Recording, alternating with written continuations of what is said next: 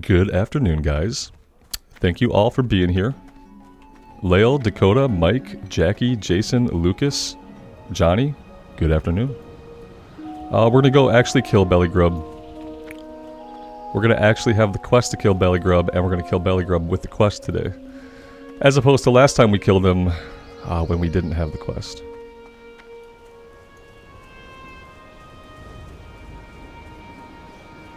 Welcome, guys. Thank you, everybody, for being here and choosing to come hang out. I appreciate it.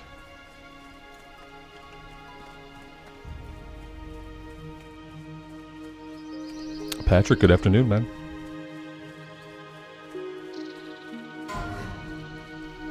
Of course, today we don't see Belly Grub. Wait, nope, that's a cow, not Belly Grub.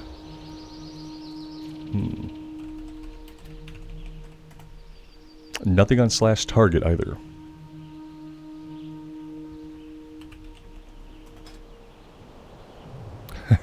we don't need to talk about the /who today. But you guys can see. Oh, there we go. Maybe I was just searching too high. Let's bump that down. It's not as bad. Yeah, there we go. There are humans. They are playing. All is well.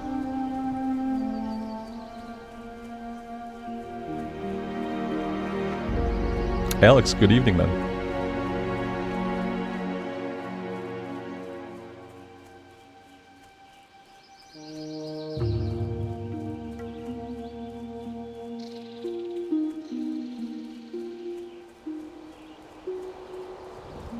Well, I have to assume that somebody recently killed him, because I don't see him anywhere.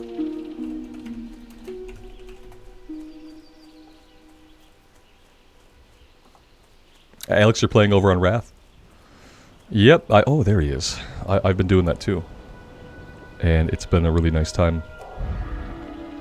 Alright, any other considerations? Buffs would be good. Having buffs, having things like full HP and MP could be useful. This could be a tough fight. I probably shouldn't open up on this fight, but, you know, it'll be fine.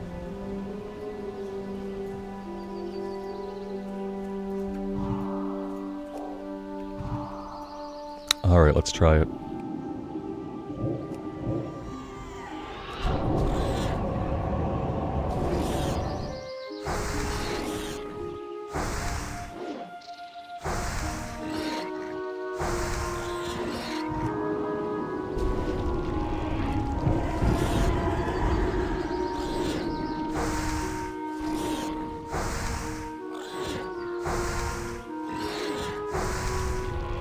Katie, good evening. Thanks for being here. Well, guys, that was not a challenge at all. I don't remember, like, the last character we fought Belly Grub on. Maybe it was the Paladin. It was kind of a challenge. It was kind of a close call. That was definitely not a challenge or a close call. So I'm glad we started with that, got it out of the way.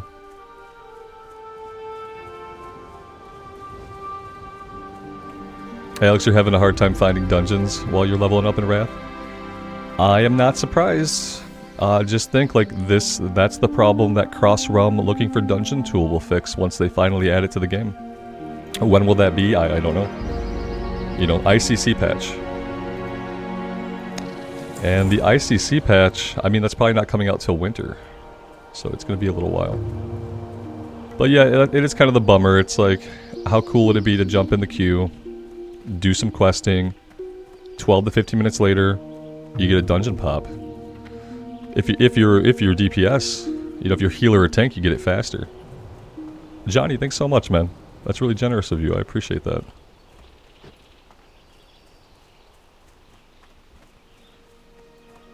Yeah, like, it's not an awful time to jump back into Wrath because, you know, we're kind of in a lull. But it could be better. LFD would make it better.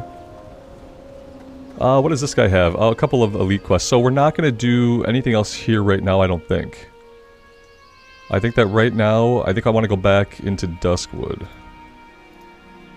Let's see.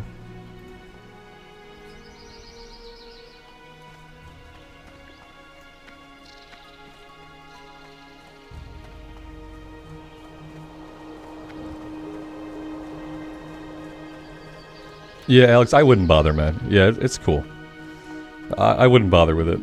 It would probably be pretty hard to get people. I don't know, like, yeah, it'd probably be like a 2.5 hour run. I don't know how long I can be on this afternoon. It depends. So yeah, if you're liking what you're doing, you should just keep doing what you're doing, man. And we'll have plenty of opportunity to do stuff once official comes out. That's when we will be doing all of the dungeoning. Johnny, Murder Tacos can't still be alive. If he's still alive, you're probably not playing it a lot, are you? Murder Tacos still alive? Man, unreal. Unacceptable.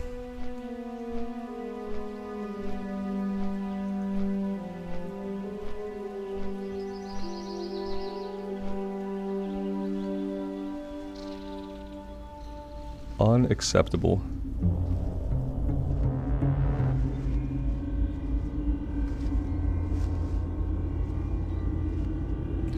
Yeah, see, you're taking your time with Murder Tacos because you know in your heart that he's doomed. So you know that death is waiting out there for you, and you're taking your time. You're milking Murder Tacos, which is a weird thing to do to a taco, but you're doing it anyway. It's my opinion. Have I cleared Ashenvale yet? No.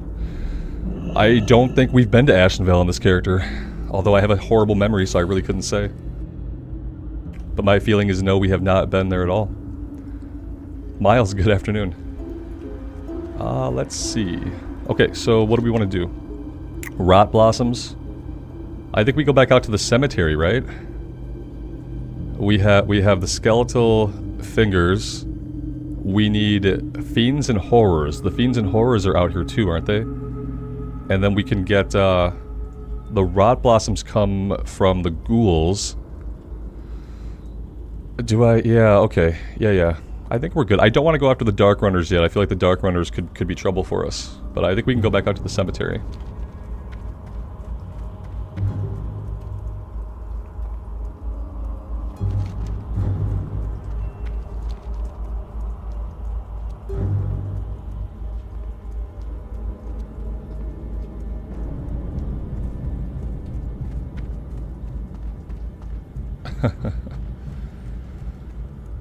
Murder Tacos will make it. He'll make it into the 20s probably. Yeah, he'll probably be around for a while.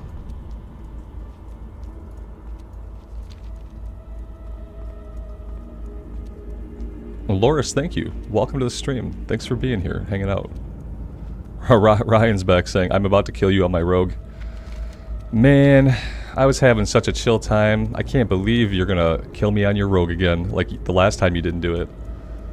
I can't believe it. I should check for the bronze tube. I should have checked for the bronze tube. We will. Next time we're back in town, we'll check. Let's see. There's a couple people here. I feel like it's probably like there's somebody out there that even when they don't need the bronze tube, they go buy it anyway. They go buy it anyway so that no one else can have it. So I kind of worry about that. I kind of think, yeah, there's not a lot of people, but what if one of them is like a low-key troll who buys every bronze tube they come across? Yeah, my troll senses are tingling too. But they tingled last time and nothing came of it. So, you know. But we'll see, you know.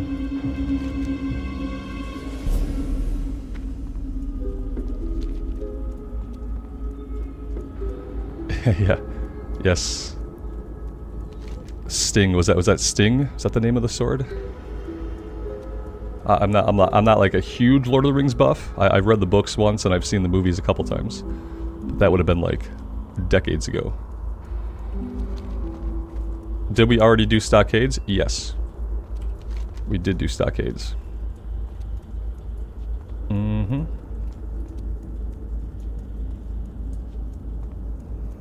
Guys, I don't know if I have the heart to like farm up the lean wolf flanks again. How many times am I going to farm them up and then sell them? Oh, Jesus, that's stitches. We are out. We are out. Let's come over here. We'll fight these guys. Yeah, maybe we can get them from some of these guys. I want to be a little bit further from the road. I don't trust stitches. Yeah, I don't want to die that way. Here we go. This should be good.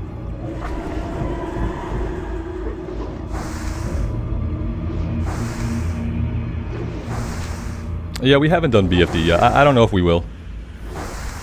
At this point, like, I just want to have a chill time, do some questing, and, you know, we're waiting for official to come out, you know? Like, we're gonna do lots of dungeons in official.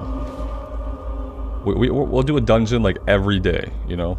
Because they'll be on a 24-hour lockout. So even if there's only one that we can do, we'll be able to do it every day. So I'm not worried about dungeons. Eventually, we'll be able to do as many as we want.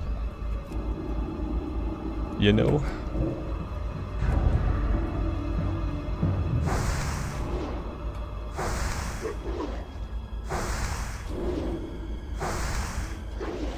Yeah, and today I don't even know how long I'm gonna be on. So I don't want to get into like a run that I know is gonna be like 2.5 hours with travel time, and I'll be sitting here like, you know, feeling time constraints. I don't know, you know.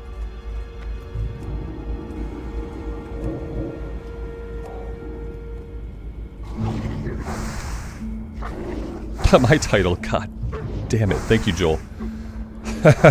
Well, yeah, damn it, thank you. What happens is, like, I use the same settings from the previous time so that I don't have to configure everything fresh. And I try to find one that says, like, a generic title, right? But I didn't find one with a generic title. Let me change it really quick. That's like clickbait. Awful clickbait. Scumbag clickbait. Yep, there you go. Robert Scumbag. That's me. There we go. WoW, Classic Era, Hardcore, Human Priest, level 27. Am I really level 27? Yes. Okay, everything's good now. I apologize, guys. If you're there, if you came in just to see Stockades, go ahead and give the VOD a thumbs down, and we can move on. I'm sorry. Yeah, I'm lazy, so I reuse past settings, and then I update the thumbnail is all I have to update. If I create like a new stream from scratch every time, it's a bunch of clicking things and filling things out. And so I thought I pulled one with a normal title, but we had been doing a lot of dungeons, so yeah, I accidentally pulled one with the Stockades. Yep, obviously I'm professional here. Yeah, obviously, like, super professional. Yeah, you clicked because it was Stockades, right? Leave a thumbs down. Yeah, and a negative comment for the algorithm. Yep, I'd appreciate it.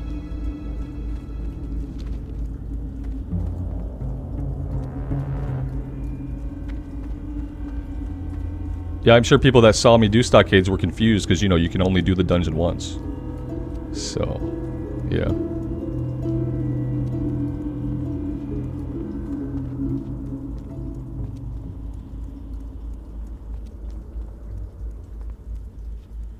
Loris, thank you for being here.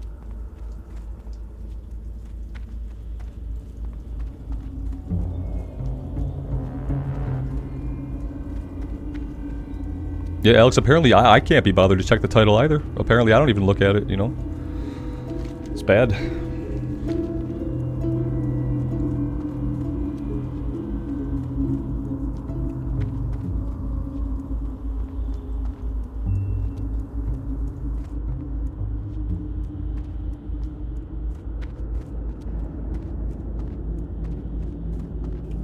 Dakota, are you in a sassy mood today, Dakota? No, I meant the whole run, man. I said the run with travel time, you know? Are you just in a sassy mood today? You want to give me some sass? Misinterpret and mishear things I say, and then try to gaslight chat into thinking I said something that I didn't? This is probably not going to fly with me today, brother. I'm having a relaxing stream today. No. Having a relaxing stream.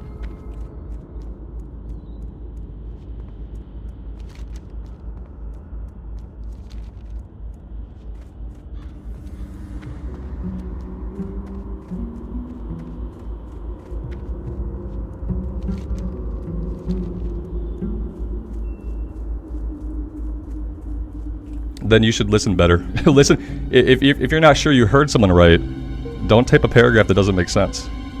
You know? Why would I insinuate that it takes 2 hours to travel? Like, why would I do that? I played the game for 20 years. I know better.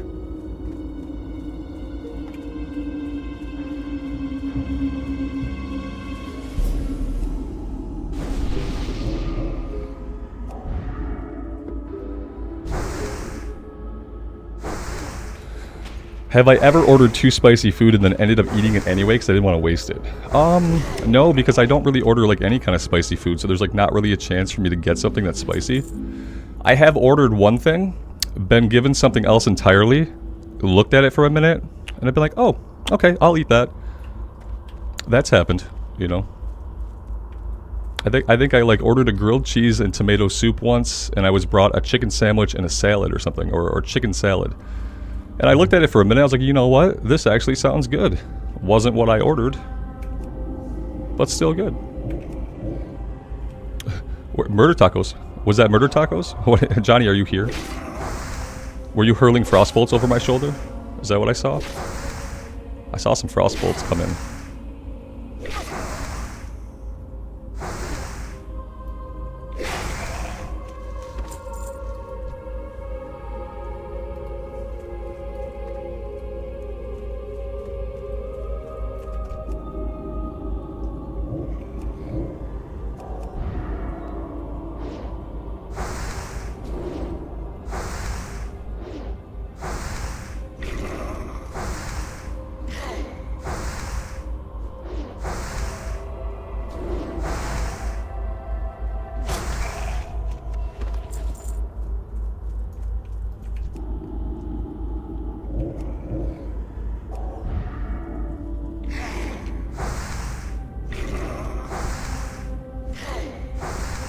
Oh, thanks for the buff, man. I appreciate it. Yeah.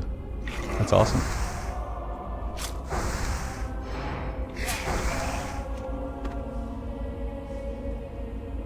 That's right, level 17 would be too low. That would get scary. That gets super scary. You put Murder Tacos out there for the buff, man. I appreciate that. Don't let me be the reason Murder Tacos dies. He's gonna live until level 27. I see it. It's his destiny.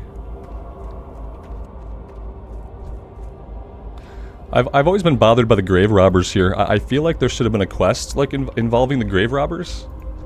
And also, it annoys me that like the aggressive skeletons and stuff, they don't seem to care. They're completely fine with the human grave robbers, kind of like just skulking around, you know, no consequences for anything. But they'll attack us instantly, so... yeah, that's always kind of bothered me. Whitney, good afternoon. Welcome to the stream. I appreciate you being here. Stay away from the cave. Yeah, that's good advice. I can't attack while stunned. Oh my god. I didn't realize I was stunned. I didn't realize they had a way to stun me. There is a quest for the grave robbers. I've never come across it. Is it like a class quest? That's what I thought about before. I'm like, well, maybe it's a class quest that maybe I've never played that class here and I don't know. Because yeah, I've quested here a ton of times, and in the normal questing, there's nothing I've come across that gives you a quest for them. I used to think maybe they would drop an item, so I even killed them a couple times, and like they don't drop anything.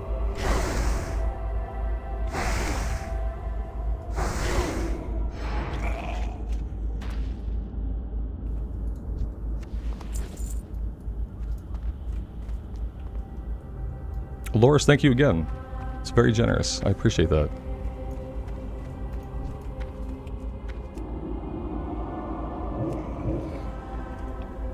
Priest might be a good choice for hardcore. Priest is an incredibly good choice for hardcore. Yeah. Yeah, the Priest is super strong. It's very durable. It's very hard to get killed. Once you have Power Word Shield, like, you're just kind of off to the races. Yeah, you go into improved wands for like the incredible wand damage. You take enchanting so that you can quickly make some good wands. And then you target wands after that from quests and stuff, and it's incredibly powerful. I have a great time on it. I don't think I'm gonna turn around and roll another one for official. I think that would probably just be like, I love it a lot, but it would probably be too boring. Like if I was gonna turn around and roll a priest again on official, I'd probably have to stop leveling this one in the meantime to kind of like get a little reset, you know. So I think I'll do something else for official. I'm gonna go horde. I'm gonna go horde side for official. I kind of decided that last night. So that's gonna be what it is. We're gonna go horde side at first on the official servers. You know, it doesn't mean we won't play alliance like after we die or after we cap. But we're gonna go on the horde side. And yeah, we've seen so much alliance recently that I really feel like, as much as I love alliance questing, that we could really use some variety around here. I'd love to see the barons again, you know. Stats say priest is 1 and pally's 2 for, yeah. Yep, I believe that. That's what it felt like. Priest is so much better than Pally, because with the Priest, you're never gonna get to that point where you just can't kill anything, which is where we got on the Pally. What happens if you get ganked by a high level? You mean like a high level mob? There's no open world like PvP happening. Excuse me. There's no open world PvP happening, so like you shouldn't be able to get ganked by a high level player. You can duel to the death. So there's that. No matter how you die, it's game over. It doesn't matter how you die. If you start fighting an enemy and your internet goes out and you die, you are dead. Your character died. That's it. It's as simple as that. Yeah. Yep. Anything that kills you has killed you.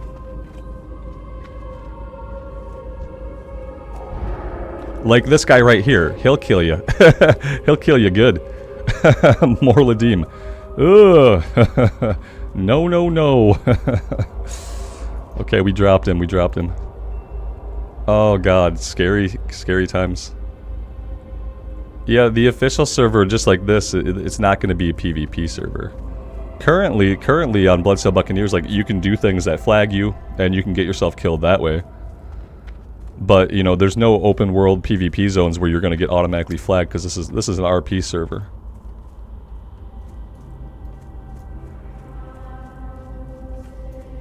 It was really scary. I need like a second, but I'm not gonna get a second to relax. I don't really need to be fighting these guys. We need ghoul things, I guess. I feel like we could pair that better with like one of the Night Watch quests later on that have us go after the ghouls. Maybe fighting them now is like inefficient.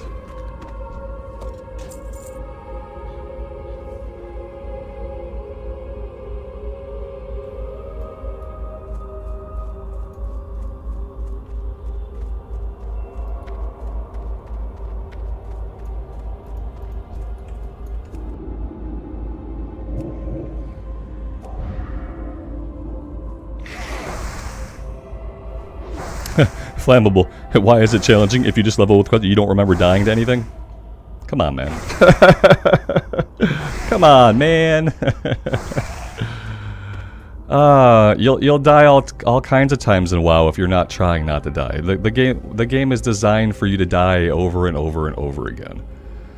That's why there are graveyards and spirit res mechanics. And in the event that you're such an awesome human being and you're transcendent, and even in the event that, like, you personally, when you leveled up or something, like, maybe you never died, more likely you just don't remember dying a lot.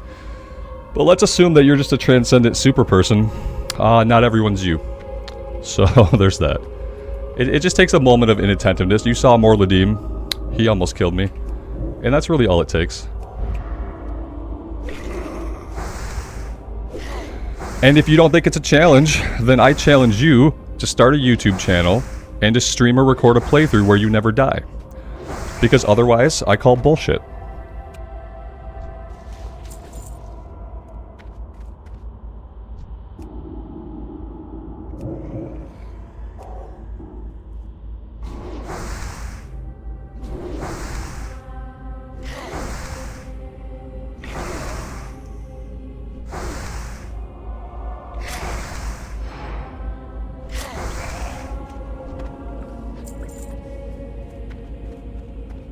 There you go. Hit me up with the link, man. Hit me up with the link.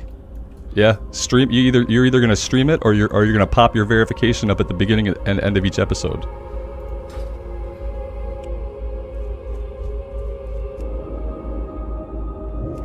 And no one will watch? Well, there might be a reason for that.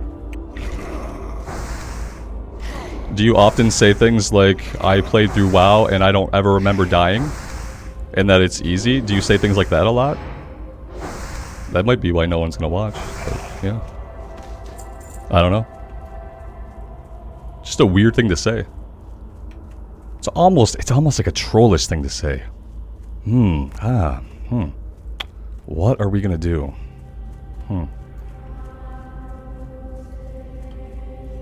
Easy Gaming, good evening. Welcome to the stream. Oh, yeah, that's why some streamers cheat. Yeah, lots of people have cheated. Yep, there have doubtless been streamers who've cheated. Absolutely. Yeah.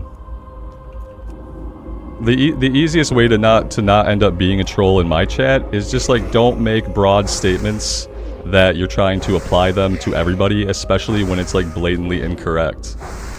It's the easiest way to not be considered a troll in my chat. Like, don't make broad-ranging statements that you're trying to have applied to everybody that probably didn't even really apply to you. It's easy.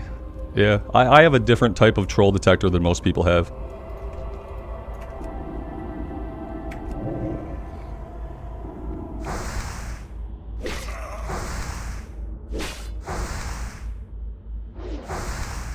Did I ding? Oh, I did ding.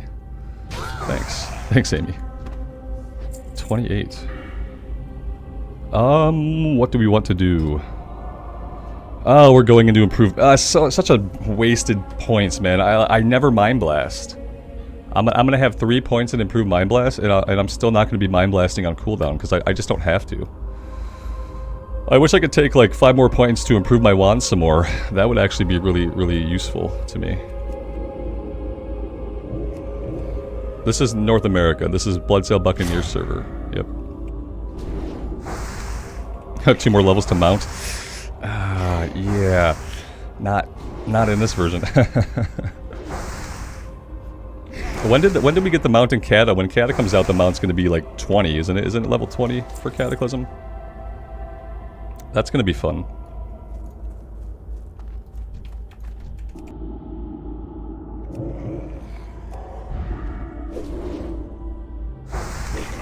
The biggest reason I don't want to like Mind Blast on cooldown is because like I have to interrupt my wand to do it, you know, which sometimes takes a second. Then you gotta fire the wand back up.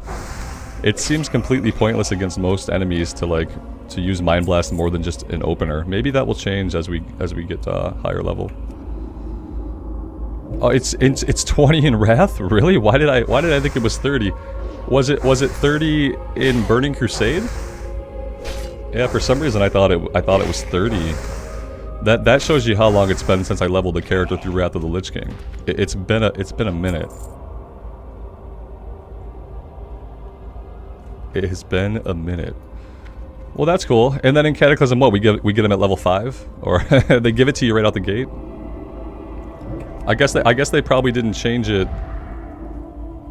I guess they probably didn't change it in Cata then, did they? You probably just still get it at 20. I hope you still get it at 20. Pre 3.1 it was 30. Okay, yeah. And so when they gave us Wrath Classic though, didn't they give it to us in patch 3.3? We got like all the systems. We got all the systems except for looking for Dungeon Finder and in-game quest tracking that came in the 0.3 patch, I thought. Yeah, I don't suppose they lower it again for Cata then, do they? Which is, it's good. Yeah, they shouldn't. It shouldn't be lower than 20. Yeah, obviously, like retail, we accept that you get your mount like right away.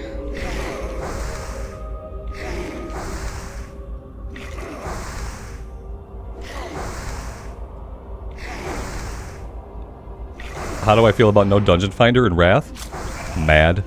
Sad at the same time. Yeah, I feel mad and sad.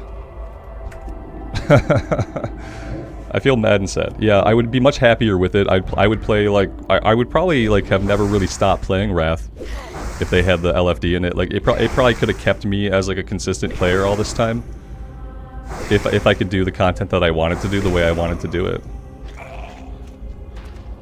So yeah, I'm not happy about it. But you know, we're assuming that we're gonna get it in the Ice Crown patch because that was when we got it originally.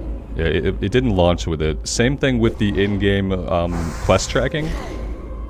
The in-game quest tracking came about in like the last patch of Wrath, from what I remember. What if they don't implement it? Then I probably won't play the game anymore, honestly. Yeah, if they don't implement it when they did originally, if they go back retroactively and they just never add it to the game, not only will I not play Wrath, I won't be able to play Cata either. So, and that's why I think they'll add it, because like yeah, they have to add they have to add it, because like listen, it's such a problem. Once the hype for the game is gone, you know, after the first couple months, it's such a problem to easily find groups while you're leveling up, especially when you're just at low levels and you're doing old content to level up. Like you can never find groups for runs. And that's like the way a lot of people like to play. I remember like in Cataclysm, me and my friend would roll tank and heals, and we would mainly dungeon queue like on our way up through leveling. Like that's how we like to level. So if you don't put LFD in, you eliminate an entire way that people have come to love to play the game. And yeah, if they do that, I guess I can't play. I don't know.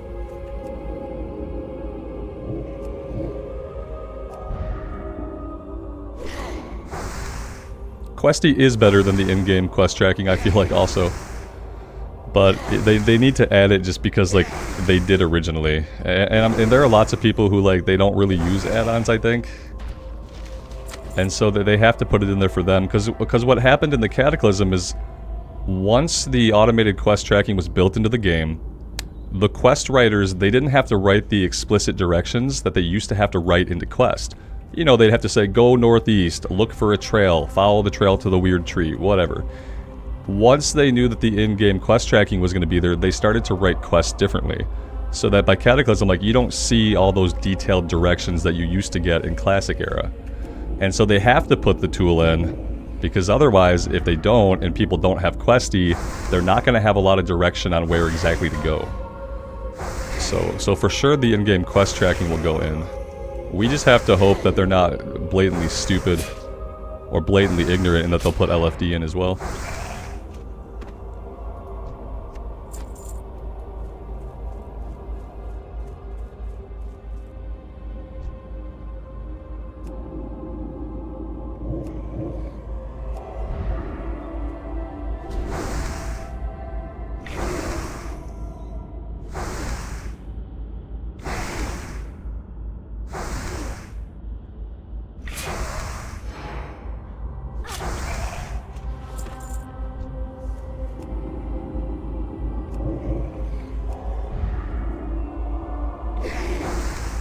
One of these days, I will set my Hearthstone somewhere that is not the Deepwater Tavern over in Menethil Harbor. One day. One day I'll do it.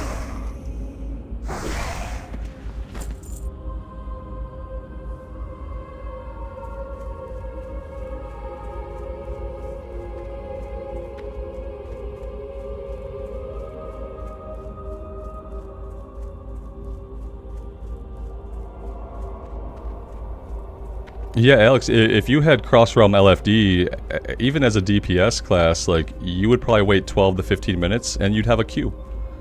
Not only would you have a queue, you and your group mates would be teleported to the run.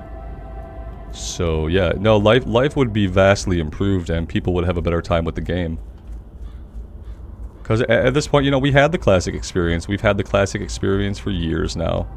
Having to manually put together groups, use the crappy looking for group system that is in the game. We've done it. It's good. We got it. That's not Morladim. Okay. Kind of scared me there for a minute.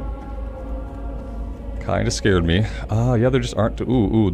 Speaking of Morladim, he's right behind us, isn't he? Yeah, he was right behind us. Not a good spot to be. Anywhere right here in this area is like a really, really bad spot to be.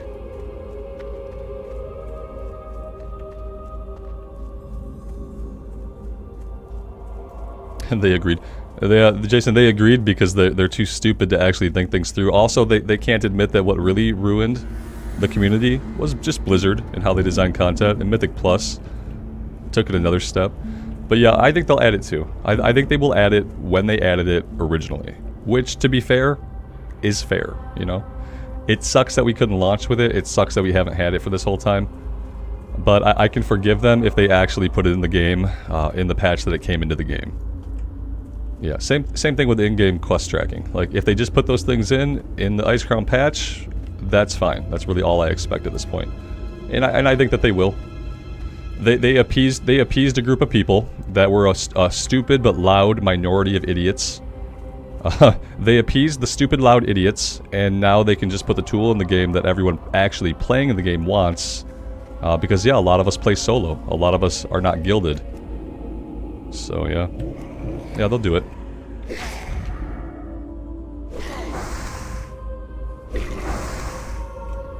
The Cata Heroics, like week 1 Cata Heroics, were some of the funnest content that my guild ever had in the game.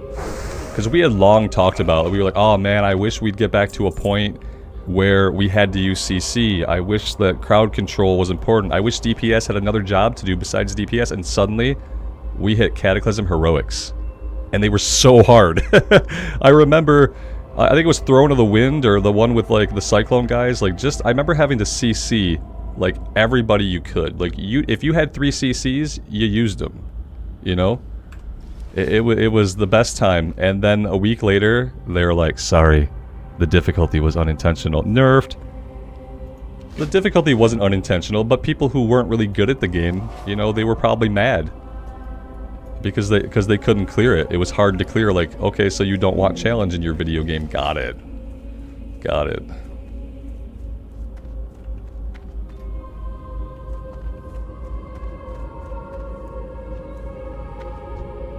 I don't think I want to go after the ghoul things. I'm pretty sure the next Night Watch quest has us go after ghouls. So let's look at what we need. I think with that in mind, we just need a couple more fiends. I'm gonna look specifically for fiends so we can wrap this one up so we can get back to town. Here we go.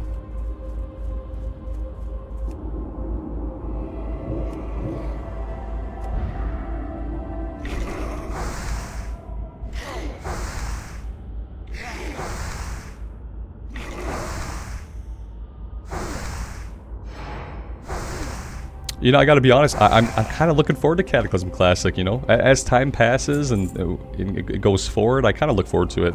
I've been playing a lot of the old world zones in retail. I've been taking characters through the old world zones, and I'm like, yeah, like, I'm kind of excited to see that content as it was when it came out. So, I am excited. I'm excited for all of it. I'm excited to see, like, the 80 to 85 stuff again. I'm excited to see the rebuilt zones. We're gonna get Worgen. Yeah, we're gonna get Worgen. That's awesome. Can't go wrong with Worgen. Goblins, we went a little wrong with goblins, but we get Worgen, so.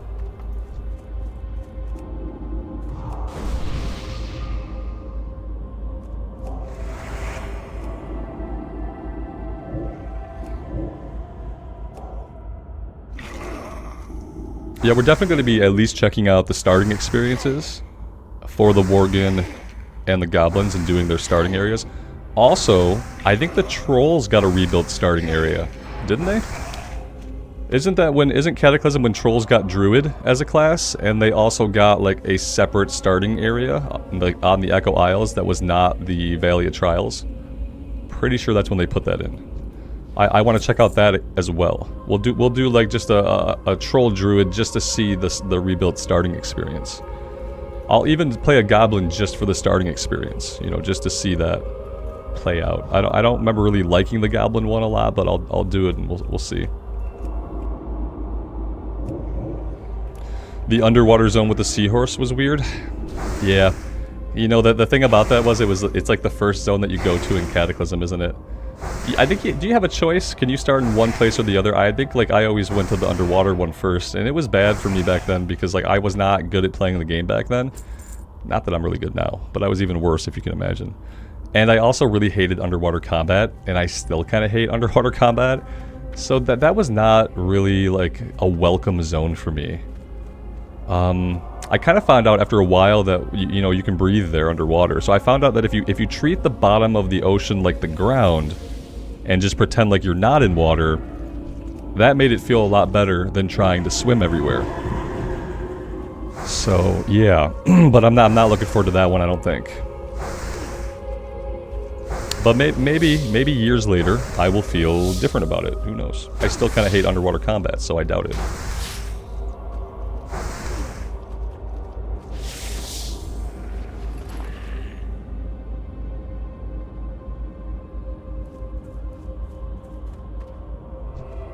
It was cool that they let you borrow the seahorse, you know? It was cool that they let you borrow a seahorse eventually to get around. That was nice of them.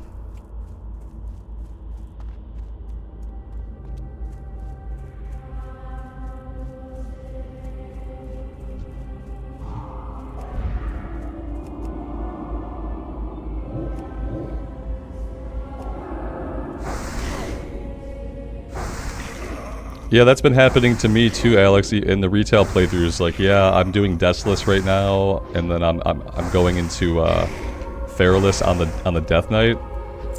And what I realized is like, yeah, from after this character, after the Death Knight, I gotta level up in some different expansions. I might even take the Death Knight into like Legion or WoD or something, because I do feel like two things are happening. I'm kind of ruining some of the stories and stuff for myself. I'd like to see them fresh.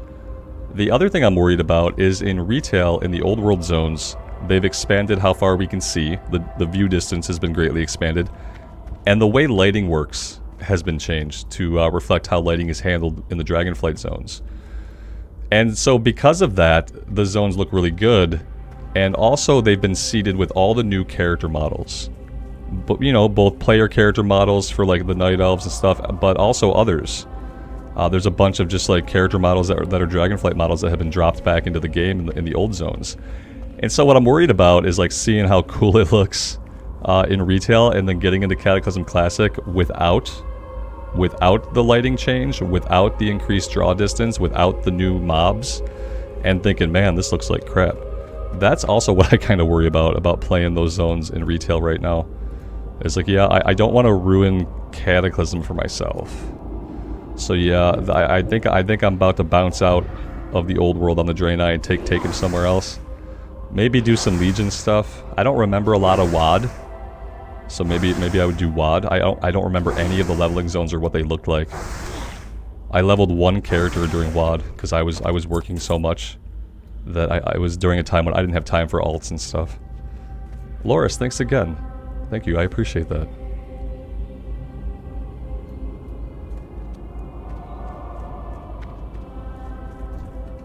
They made Thousand Needles underwater too. Yeah, parts of it parts of it were underwater. It's WoD, Amy. It's Warlords of Draenor. WoD. It's WOD to be fair. Yeah, it's the Warlords of Draenor expansion.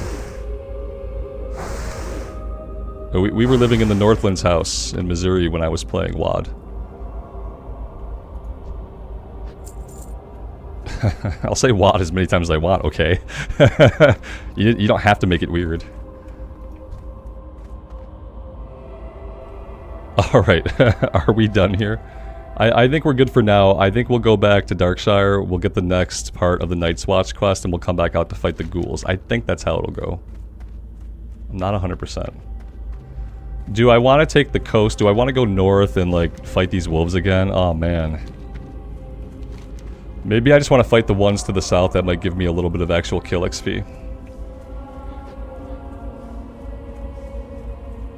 Amy, you're bored? Yeah, just take it out on the stream. Love you.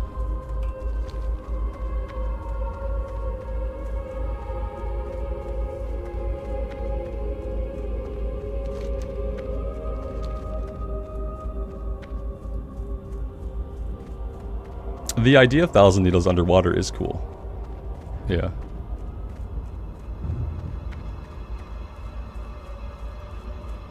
I wonder what happens to all of the Tauren then. Are they still like living up on the bluffs?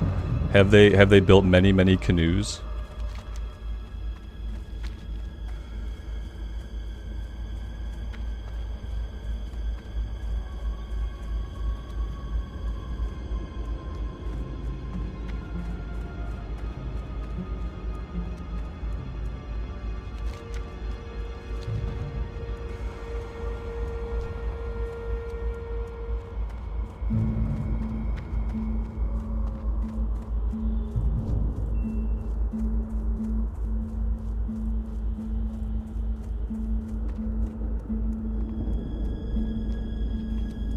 Oh, not with the goblins. Of course they would use the goblins because they had just been introduced as a playable race. Ah, see, I don't like the goblins, man. I wish I did. It's about how they handle all the goblins. I don't feel like they put a lot of effort into how they write goblins. It's all very, you know, you guys know what it is. You guys know how goblins are. we've all interacted with the goblins in the game, and we know what's going on with the goblins. Yeah, and I feel like there's no depth to any of them. Like even the characters like Gazlo, who have like a little bit of depth. Like I don't know. I feel like goblins were always their like WoW's joke race. I feel like Blizzard always treated them like a joke race. More people say, oh, the gnomes. Like no, gnomes are eccentric. Gnomes are eccentric, but like goblins I think are always treated as a joke. And so like I didn't appreciate getting them as a playable race, because to me they had been treated as a joke. You know, the things they said were always stupid. And yeah, and I hated the fact that we got them on the Horde side as a playable. I felt like it was payback for when we got Blood Elves. You know? I feel like it was because, you know, Alliance people, they always wanted to play like a high elf looking character, right? That was like what Alliance people wanted back in the days. They wanted to be able to play high elves for so now they basically can, because they can be a void elf, you can make her into a high elf, whatever. So I guess that was like payback. Like Alliance got Worgen, super cool. And Horde got Goblins, the joke race. So yeah, I mean, oh god, there he is. Oh no, not like this. He's decimated all the guards, and he's hungry for more. Oh, he decimated most of the guards. The guy over here is like, nah, not paid enough, not getting involved. Like, this guy just did not get involved. Watcher Cuford? Cutford? Yeah, he did not want to get into that. He said he's too old for this. That's what he said. He stayed over here. Yeah, Joey, they could have done anything. I don't know either, you know. The Tonkla, the horned people from Northrend that were kind of like Tauren, the Tonka. I thought we'd get like Tonka playable race. I'm like, oh, they look cool. They're kind of like Tauren, but a little bit different. The Tuskar, we could have got Tuskar. They could have grabbed a race from Wrath of the Lich King. I feel like that would have been cool. Tuskar would have been awesome, and people still want playable Tuskar. We still don't have playable Tuskar. Why? Why? I feel like we're gonna have to get them right after how prominent they were in Dragonflight. Do you guys think that we'll get them? And also, when we get Tuskar, it's gonna be Horde or Alliance. You know, it's gonna be another like Panda situation, because it doesn't really make sense for them to pick one or the other. So I feel like we will get Tuskar, and I feel like there'll be Horde and Alliance available. I would definitely check one. I would be a Tuskar hunter. Yeah, that might be like that's what I would do, and I would be a survival hunter, because I'm gonna hunt with a spear and I'm gonna fish with a spear, and it, like, to me, a Tuskar survival hunter makes perfect sense. It's like perfect race class fantasy. Tuskar survival hunter wielding a spear. Yeah, it would be so good. And if we got Tuskar instead of Goblins, I think a lot of people would have been, like, happier. Nobody needs... And then when we did get Goblins, Goblins should have been, like, available to both Horde and Alliance, because they're neutral. Like, most Goblin clans are neutral. Now someone's about to say, well, historically, certain Goblin clans have only worked for the Horde. That's what someone's about to say. But, but by and by, like, Goblins have been represented in Classic especially as you know, they're on either side, you know, they don't pick. So that would have been, you know, something different they could have done. Tuskar Shaman, be amazing, yes. Yeah. Why play as a Tuskar? Because we think they're amazing. You don't have to think the same way, but the reason someone would play as a Tuskar would be because they like them. It'd be like, why would anyone do anything? Well, people do stuff because they like it. It's obvious. It's obvious.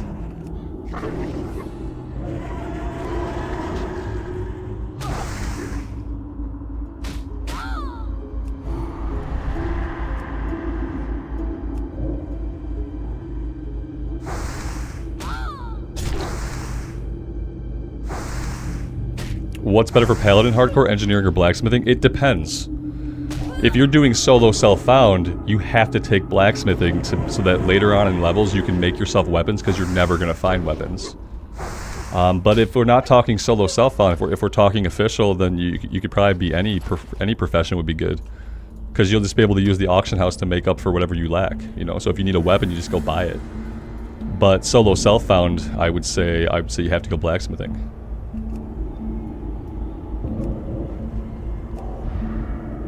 Yeah, I would play Tuskar Shaman too. Yeah, Tuskar Shaman, Tuskar Hunter. Obviously, they could be like the normal classes, like Warrior, sure. So I don't know about like the Holy Light.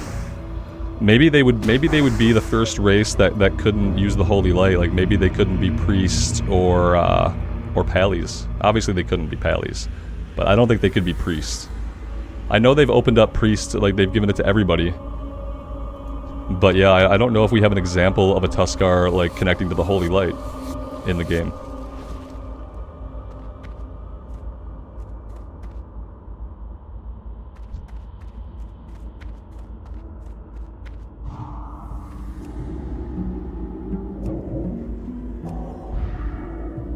The Hosen. Oh yeah. The Hosen. I don't know, because were the Hosen, like, they were kind of intelligent, but were they actually evolved, like an evolved race, or were they just like semi-intelligent? From what I remember the Hosen, they were just kind of like semi-intelligent, like they were basically just monkeys, kind of. I don't remember them having like towns and vendors and like things like that, you know?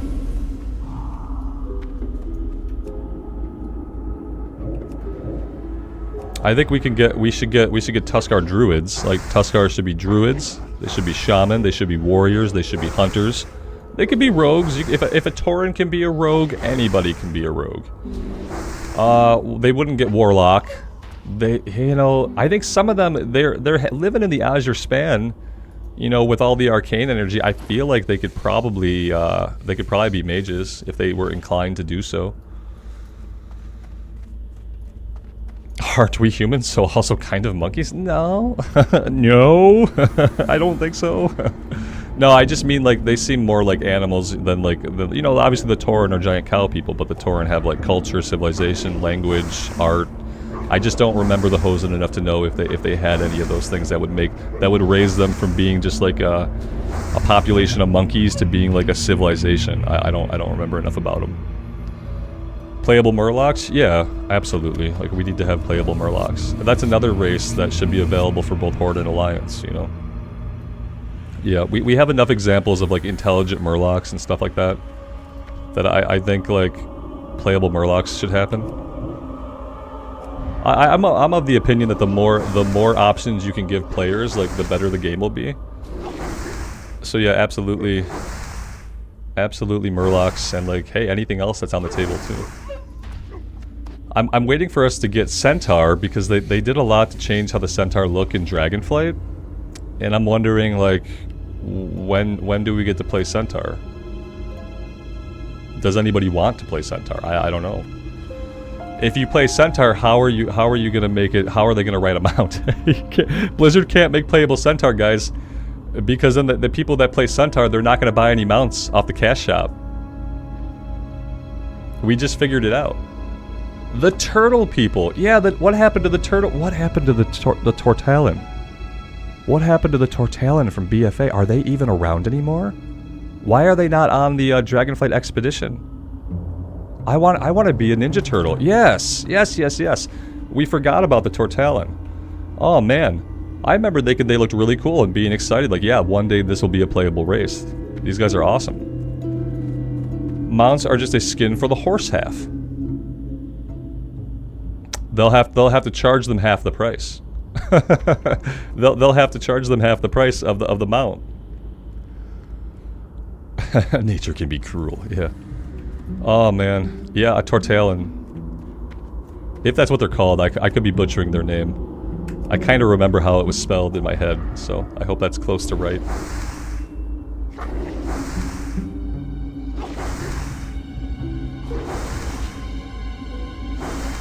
Obviously, you have to be a Tortalin rogue that like dual wields katanas. So that's what we're going with.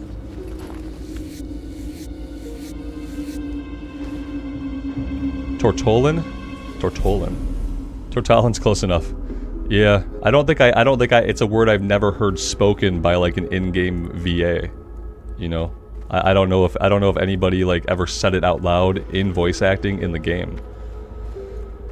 So it's one of those words, you know how like you have a word that you read a lot and it's like not a common word, so you develop a way of saying it in your own head, and then one day someone says it out loud near you and you're like, oh. Or God forbid you say it out loud near someone who knows what it's actually pronounced as, and then they have to correct you. Yeah, I have lots of words like that. I have lots of words that I've only read and that I've never really heard people speak. And I know you can go like look it up and listen to it, but it still happens to me sometimes. Furbolgs? Yeah, Furbolgs, absolutely. Furbolgs, it's kind of crazy that we can't already be Furbolgs. They did a lot of work on the Furbolg character models for Dragonflight too. It's basically at a point where like all those kinds of creatures, they look so good now that they could easily just convert them into playable races that can equip armor and stuff. I think that they're like, that has to be in their mind somewhere, you know? Like how many of these things are we going to make playable for people? Give us everything. Yeah, give us everything playable that you can, you know? The more options people have, the more amazing and touted the game will be. Like, could you imagine logging into WoW and you have like 30 races to pick from? It would be incredible. Kobolds are same thing with kobolds. I feel like with the Hosen, are they intelligent to the point of having civilizations, cultures, villages, like, because you just see them hanging out in mines and they don't want you to take their candles. Like, I don't know if that qualifies, you know.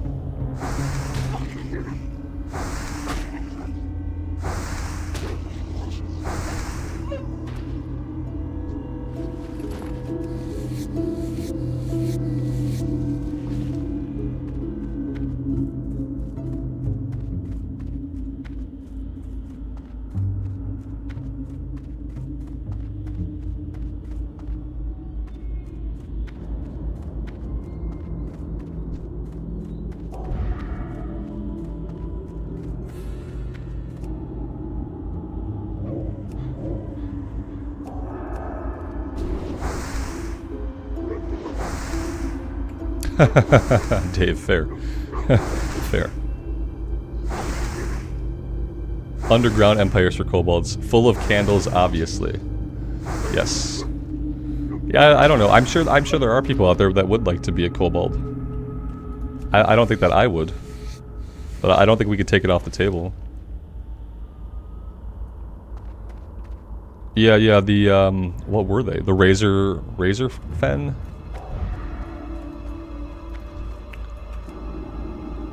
I forget what they're called.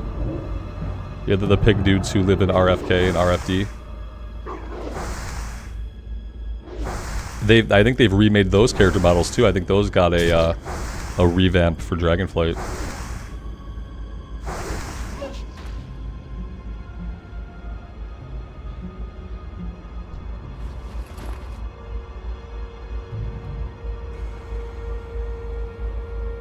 Kobold hairstyles. Wouldn't it just be like hard hats with candles? Like different colored hard hats with candles on them? The Quillbore, yes. Anatar, thank you. The Quillbore, yeah. Yeah, Quillbore, yeah, I know they've got new models out there somewhere. Yep, we could do that.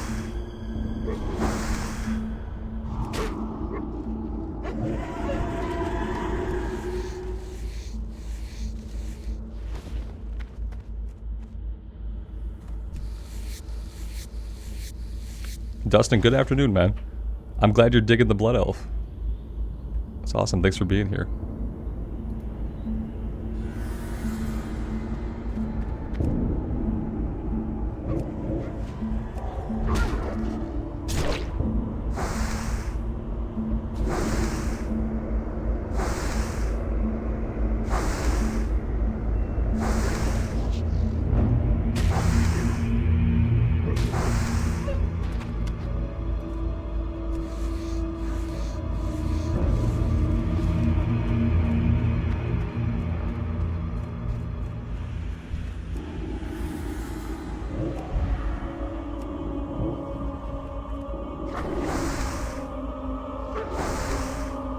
The Gorlocks? Yeah, like they're almost like Murlocs, but not quite.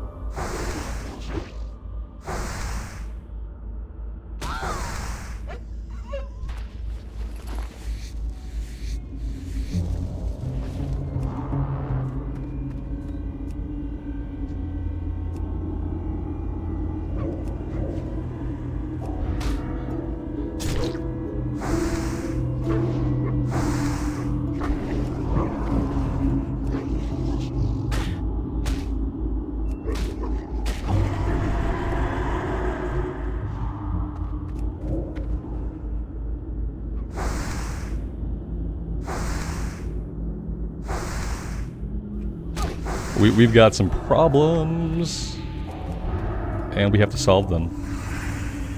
Let's pop a potion. We'll probably keep this one, and hopefully we'll leash the other one. That would be ideal. There we go. That's good.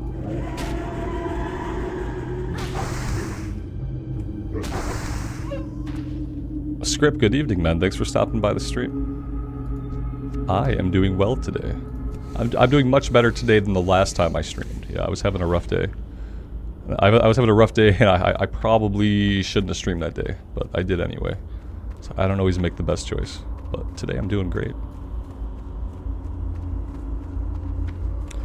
It could have went bad. It would have been bad for anybody that wasn't a priest. Yeah.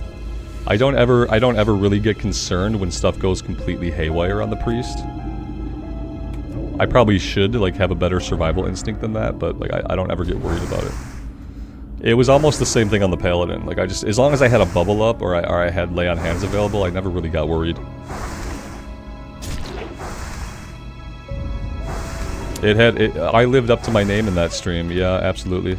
There was a lot of rambling. Yeah.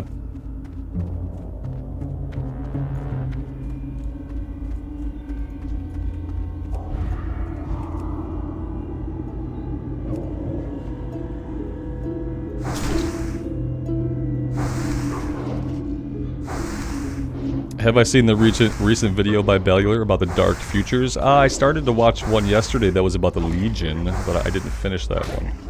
The Dark Futures one, I don't think so. Sometimes I watch a Bellular video, and like, it just kind of goes in one ear. When the lore stuff that he does, like, I like it. When he's like, he's not explaining the lore, he's always talking about like, what if this happened, what if this? And I think a lot of Bell's ideas are really, really cool. But I think Bellular needs to realize that, like, he's gonna have better ideas than Blizzard's gonna have, and they're not gonna ever hire him. And it's sad, like, if I were Blizz, I would try to hire Bellular as a story writer. Because he seems like he's really good at that. Well, you'd hire Bell's whole team, because you don't just hire him, he has a whole team now. But if I were Blizz, I'd hire those guys. And I'd let them do some stuff. But he puts a lot of effort into those videos, and it's like, man, I just feel bad, because it's like, yeah, dude, they're never going to do these cool things. You're coming up with all this cool stuff they could do, and they're not going to do any of it. Almost by coming up with it, he almost makes it guaranteed that they won't do it. So yeah, sometimes those videos just kind of go in one ear and out the other with me. Because I'm like, yeah, you're full of great ideas, but you don't work for Blizz, man. His game, The Pale Beyond, has a great story. Yeah, I know it must. You know, it gets really good ratings. People have said good things about it. I haven't played it yet, but I kind of want to. And I'm sure it has an amazing story with well-written characters. That's what I mean. Like, they need to hire him and his team to handle, like, the character writing, the dialogue writing, and the cutscene composition. Because I feel like they would knock it out of the park, honestly. Yeah. But yeah, I mean, that's never gonna happen, so... Like, Blizzard can't admit that a guy with a team on YouTube who's self-made can possibly be 100 times better than the corporate people that they employ, than the hundreds of corporate people they employ. They have to believe that their gang of corporate workers are better than Bellular and his team, so they can't entertain any of those ideas. Like, if they had any of those ideas on the table, they probably have to scrap those ideas as soon as Bellular, like, talks about them.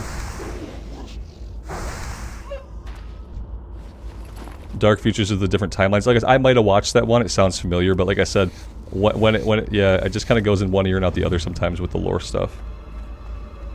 Do I have a mount yet? No, this is classic era. It's classic. I don't get a mount till 40.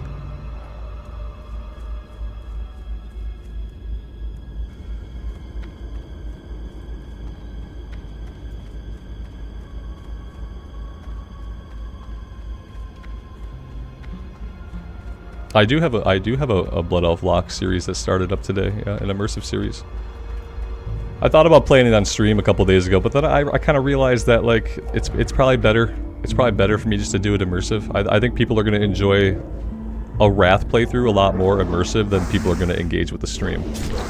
And that way, like, if I do it as an immersive, it gets to continue after official hardcore comes out, you know. Whereas if I started streaming the Blood Elf Warlock in Wrath era, I'd probably let it fall off when official hardcore dropped. And as an immersive series now, it just becomes part of what I record every day.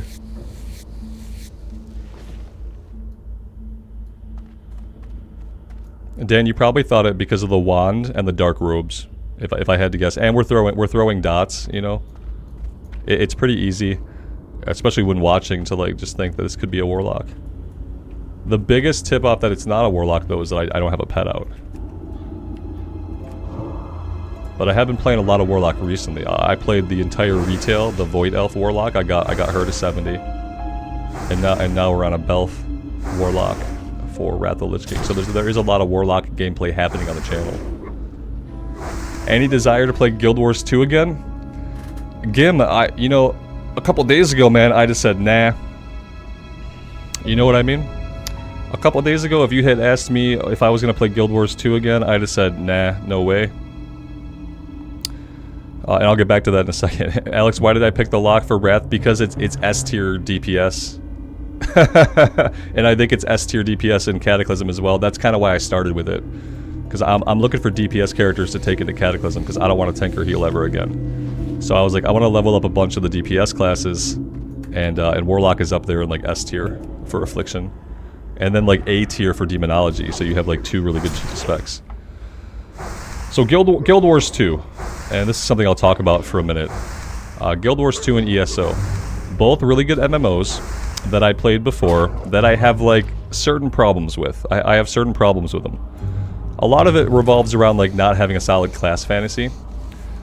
And me being kind of a lazy person, like I want my class fantasy kind of told to me. But here's the thing. I might play Guild Wars 2 again. Because I got back into my ESO playthrough today. Yep, episode 5 of ESO is going out tomorrow. Because this is what happened. What happened to make me realize that I need to keep playing ESO is that I played Baldur's Gate 3. I played some Baldur's Gate 3. And Baldur's Gate 3 seems like it's an amazing game. Everything about Baldur's Gate 3 is unparalleled, okay? The art, the writing, the voice acting. We all know this. We all know that Baldur's Gate 3 is the greatest thing that ever existed. Okay? And if we don't know that, the internet will keep telling us. I found Baldur's Gate 3 to be incredibly, incredibly boring. I found it to be incredibly boring. Someone told me in a comment that I played Baldur's Gate 3 like a 4-year-old with ADD who has to pee really bad.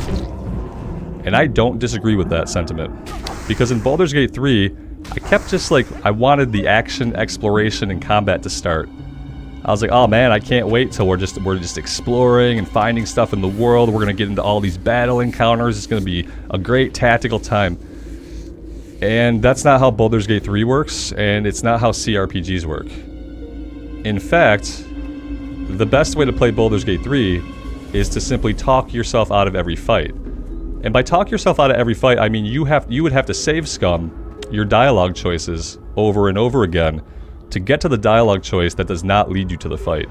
Because a lot of times, if you just try to fight things in Baldur's Gate 3, you're just gonna get killed. And yeah. And so it got me thinking about ESO and the characters that I met there and the stories that I had going on there. And how in a game like ESO or a game like WoW, you feel like you're running around exploring a world. And in Baldur's Gate 3, I never felt that. I felt punished for being the type of player who wants to fight a lot, who wants to like get into battles as my way of resolving the issue. And I ultimately got really, really bored with it. Outside of the frustrations I had with it from my own stupidity, I just was bored. I was like, okay, I can go talk to the people at my camp. If I want to clear all their dialogue options, that's going to take 2 hours. And it's all probably going to be really, really good dialogue, and I know that.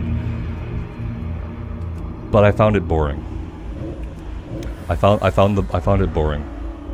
Yeah.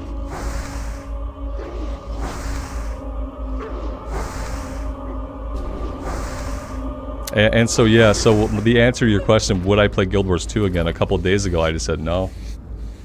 But what I realize is that for me, like if I want to explore a world and get immersed in lore and have a sense of discovery and have a sense of some action and being able to fight stuff constantly, MMOs or like third-person open-world RPGs, but not CRPGs. Because apparently I am an ADD 4-year-old who has to pee, and I just don't have the patience, and I don't find it fun. Because like when I want, the thing about me is like when I want really good story and really well-written characters, I'll go read a book. I'm reading the Stormlight Archive right now, and it's amazing. It's the best fiction, the best characters that I've ever read in fantasy. And so like I don't need to get an amazing story with amazing characters and thousands of lines of voice acting from Baldur's Gate 3 or a CRPG. I'd rather go read my book. When I'm playing a video game, I want to run around, I want to explore, I want to fight stuff, I want to loot stuff, I want to level up, I want to progress. And it wasn't scratching any of the gameplay itches that I had. Amy, are you reminding me to, jeez, girl. Slow down. Thank you, though.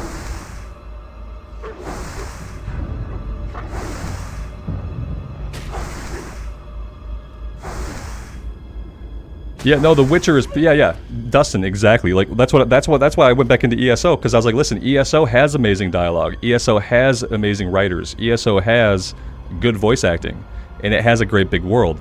The difference is the way that I get to interact with the world is not that I have like 7 characters that want to talk to me for 6 hours apiece. It's not the kind of game where I have to save scum my decisions in dialogue because they led to an outcome where now I have to fight 30 goblins. Yeah, so I was like, no, I'll go back to ESO. It had the story and characterizations that I want, but I wasn't stuck letting people talk for 6 hours straight. And when I want to go explore, I get to run my character through. Imagine running your character through a world instead of clicking your character through a world. Imagine that. And so I think it's just like, yeah, CRPGs are just not for me. It's just what it is. Yeah, and I played Divinity 2, and I felt kind of the same way about it. I played it for like 5 or 6 hours. I thought this is kind of boring. I don't really have fun with the combat. It seems like they're going to want me to talk to everybody for 7 hours each.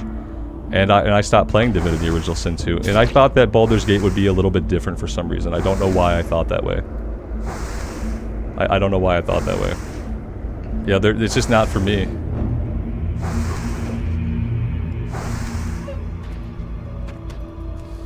Yeah, Vic, I want to play my video game, not read the whole thing. Yeah. I want to read some good stuff too, or listen to the voice acting. Like ESO is a good balance. The Witcher 3, perfect. Perfect.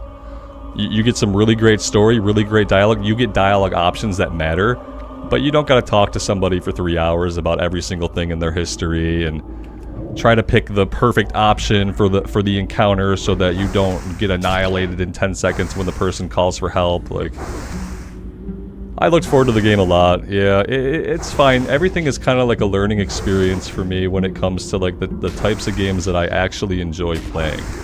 Sometimes we know something's going to be really, really good. Like I knew BG3 was going to be awesome. People were going to love it. But that didn't mean, it didn't translate to me loving it. And that's okay.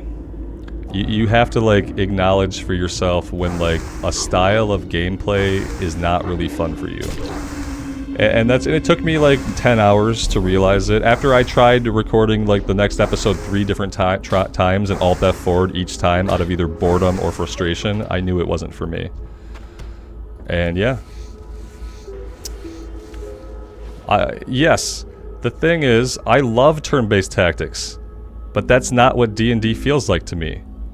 Or, well, D&D, Baldur's Gate. It's not what it feels like. I'd love to play me some XCOM 2. I'd play some XCOM 2 right now if anybody was going to watch it. Because I love games like that. War Tales was a lot of fun. The combat was kind of simplistic, but same thing. And the thing about games like that is that you're supposed to fight. I like tactical RPGs where you're supposed to fight. And in BG3, you were not ever supposed to fight. You were supposed to talk and talk and talk. Ah, pick the wrong thing. Save scum it. Talk and talk. Ah, that didn't work out. Save scum it. Talk and like, no. No, no, no. But I love tactical combat. You know what BG3 doesn't have that really makes something a tactical combat game? There's no Overwatch mechanic. There's no Overwatch mechanic. You can't get enemies to funnel into you. They won't funnel in.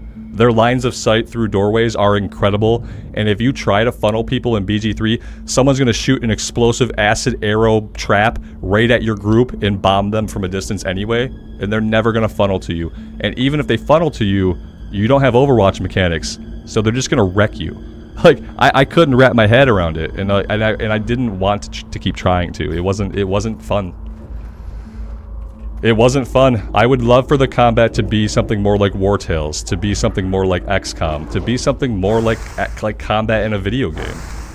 But it's not. It's simulated. It's like articulated D&D combat, and that's not for me apparently. But it's fine. Yeah, sometimes you really look forward to something, and then even if it does well, you realize that it's not for you. It taught me a lot, and it's helpful because it's made me appreciate ESO. It's made me consider Guild Wars 2. Because clearly I like a certain kind of cadence to my games. It's made me reconsider Starfield. Because hey, third person open world RPG. They want me to fight, I'm gonna get the fight. There's gonna be some dialogue, there's gonna be some dialogue choices. But I'm not gonna have a camp full of people that want to talk to me for 7 hours each. I'm not gonna feel like every time I don't want to talk to them for 7 hours that I'm playing the game wrong. You know? And so yeah, it's made me. I'm gonna play some Starfield. I'm gonna start up a. I'm not gonna start a Let's Play on Starfield, because you know I can't promise I'm gonna like it or finish it. So I'm gonna do like opening gameplay stuff. I'm gonna do the first 3 hours of gameplay for Starfield. I'm not gonna call it a Let's Play. I'm not gonna title it Episode 1. It's gonna be Starfield gameplay, first 3 hours, new player experience, and I'm gonna see if I like it. And I'm going to do that by myself in private as an immersive recorded series. And I'm going to see. So it's totally okay that it didn't work out with BG3, because I've learned a lot about myself. And that's good. We're done here. We've probably been done here for a long time. And I've just been talking and talking and talking.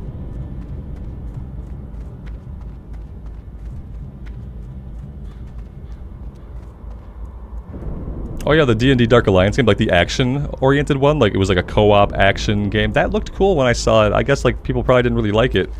But I remember like I watched Co play some of it. It actually looked cool.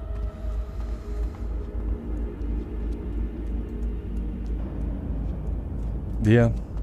Everybody's different, and everybody has fun with different things. Whether it's video games or tabletop games, like everybody's different. It's important to learn about yourself and to like have the experiences that teach you what you really don't like, what you really aren't in for, and then you can kind of more narrow down the games that you do want to spend a lot of time in.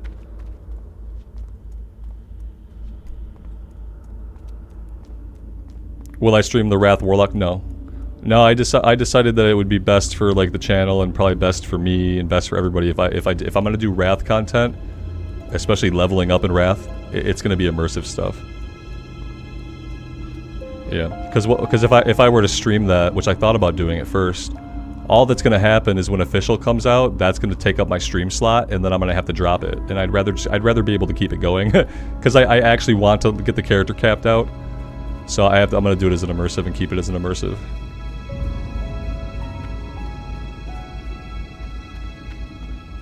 Jason, if you're getting a lot of ads today, I will tell you that YouTube has changed something as of today about how they structure ads for streams. And they presented me with several options upon scheduling the stream today that were options that I have never seen before. And based on my options, I tried to pick what I thought was equivalent to how the ads were previously. But since they changed all the wording about when ads are going to drop, how frequently they're going to drop, they changed some stuff with the ads. And they offered me what they said was a balanced experience, which is what they recommended. And the thing about YouTube recommending stuff is if you don't do what YouTube recommends, you are surely gonna hurt your channel. And so, yeah, I'll take a look at it and see. So I'm sorry if it is a lot of ads. They obviously want everybody to pay $18 for YouTube Premium. It used to be $12, but it's $18 now. But I understand that like most people don't want to do that. Yeah, unfortunately, that is how it works, Dan. Yeah, and so I did pick what they said was the balance thing. That it made it seem like that was the closest option I had to how I had it set up before. And it's like they gave you some more control over it, but they are pushing you to run more ads. They really are. They seem to be pushing creators to run more ads. And the way they reworded a lot of the options and stuff like that is really, it really indicates that. You saw Ryan Reynolds trying to sell you a cell phone? Yeah, that's a good ad though. I feel like that's good that he has that cell phone company. It's probably really fair and well priced. Yeah, YouTube Premium used to be a $12.99 or $11.99. I'm pretty sure it's up to $18 now.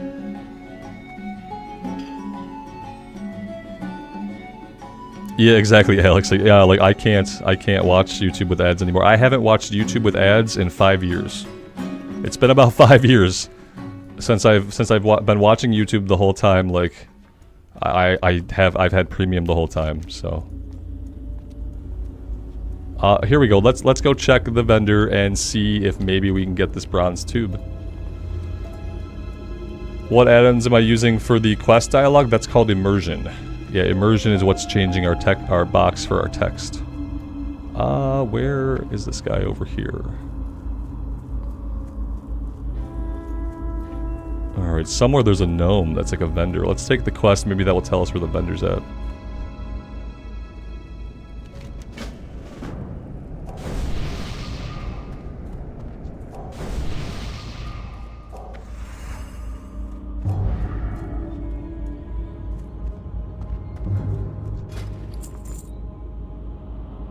Not surprisingly, he's got no bronze tube. He doesn't even have a page 2 where like a bronze tube would even be. So there's that. Okay, here we go. So we got the Night Watch. Oh no, level 30. Gross. Oh, ideally we would pair this with the Ghoul Fangs. But yeah, let's see if we can... Oh, the Stormwind Seasoning. Do I have to get that from Stormwind? Like, do I really have to go to Stormwind to get that? That's, annoying.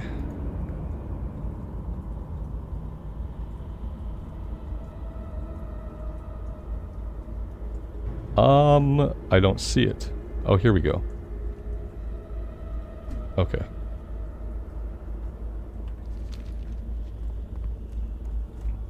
You think Theramore or Dunmore probably has it? Well, we're close to Stormwind.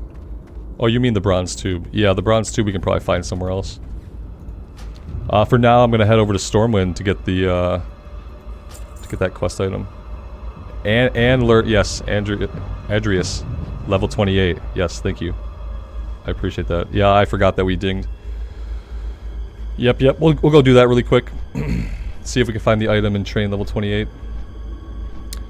Chainblaze, yeah, from what I played at Guild Wars 2, it was fun. Absolutely. A couple things that put me off was like lack of a solid defined class fantasy. You know how like in WoW they say, you know, you're a warrior, you can wear plate, you can equip these weapons. You use these abilities. Guild Wars 2, you know, they let you do what you want for the most part with weapons and class fantasy. And that was kind of like hard for me. I like a well-defined class fantasy. The other thing about Guild Wars 2, which is probably the same with like all MMOs, is that people just kept telling me, like, when I talk about how the combat felt, they'd be like, at level 80, it all changes. And I was like, oh, you say that like it's a cool thing. But to me, it really wasn't. You know, it was weird to think that like I'm gonna get used to playing a game a certain way, and I'm gonna get used to a certain level of difficulty. I'm gonna get used to handling my abilities a certain way over 80 levels, and then it's gonna be all different. That was kind of like off-putting. I think when people said it to me, they were like responding to me saying that the combat felt kind of easy and pointless. So they're like, it gets super hard at 80. It all changes. It's like, well, that sounds bad too. But maybe it's I have to experience it for myself. I would like the difficulty to ramp up over time, like it should. I would like it if it's going to feel really easy in the beginning, I guess that's fine. I would like it to ramp up.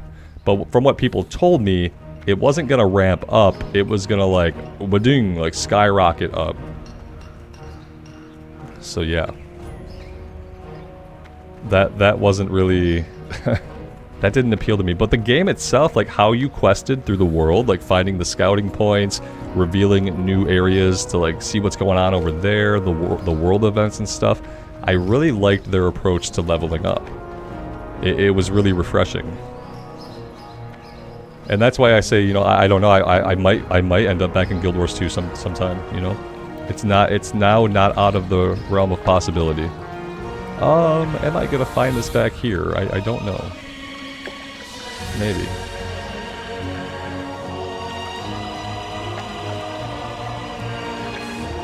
Alex, your YouTube premium $7? What? I gotta look at my terms of service. I gotta see what's going on. Where am I at and why am I here?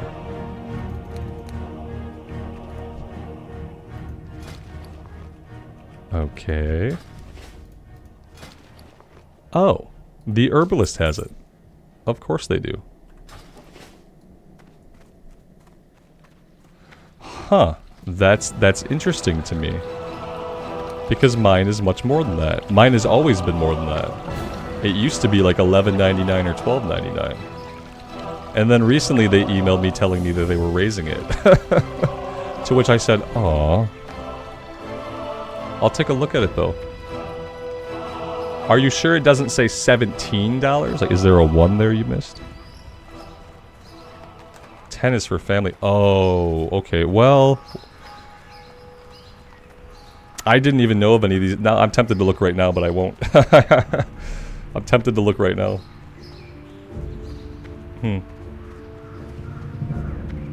Spells! Yeah, spells. I'm like... I'm go.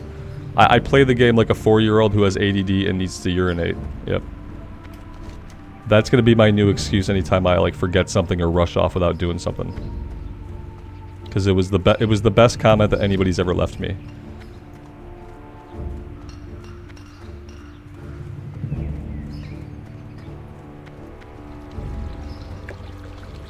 The book quest? This one might go to Moonbrook. Yeah, the Moonbrook Schoolhouse, which I'm not...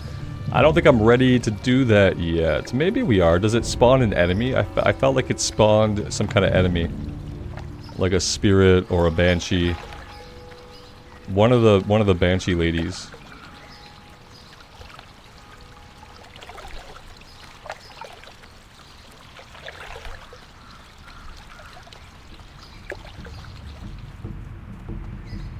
Mike, 14 for yours. Huh. I'm gonna take a look at my stuff later. Maybe I mistook what they were trying to tell me. But I doubt my price came down though. I doubt I'm paying 7. I might be paying the 14 like you're paying, Mike. I'm gonna look at it. The enemy does spawn, but we can outrun it. What happens if I don't outrun it? Am I gonna be able to fight it? Heal rank 3, awesome. Mind Blast 4, great. Mind Flay 2, okay, so Mind Flay might start dealing some more damage. 126 damage for rank 2. 75 for, yeah, so this might start to be useful soon. Soon.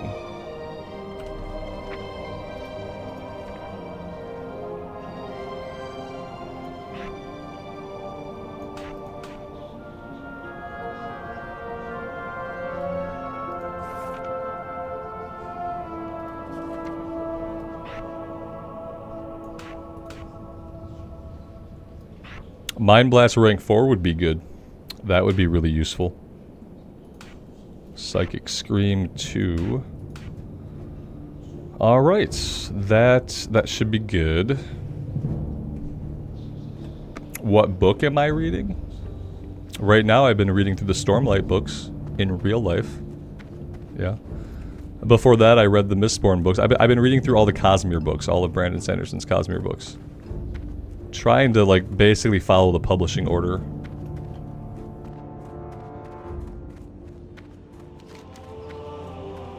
Let's see. Okay, so do we want to go to Westfall really quick and just grab the book?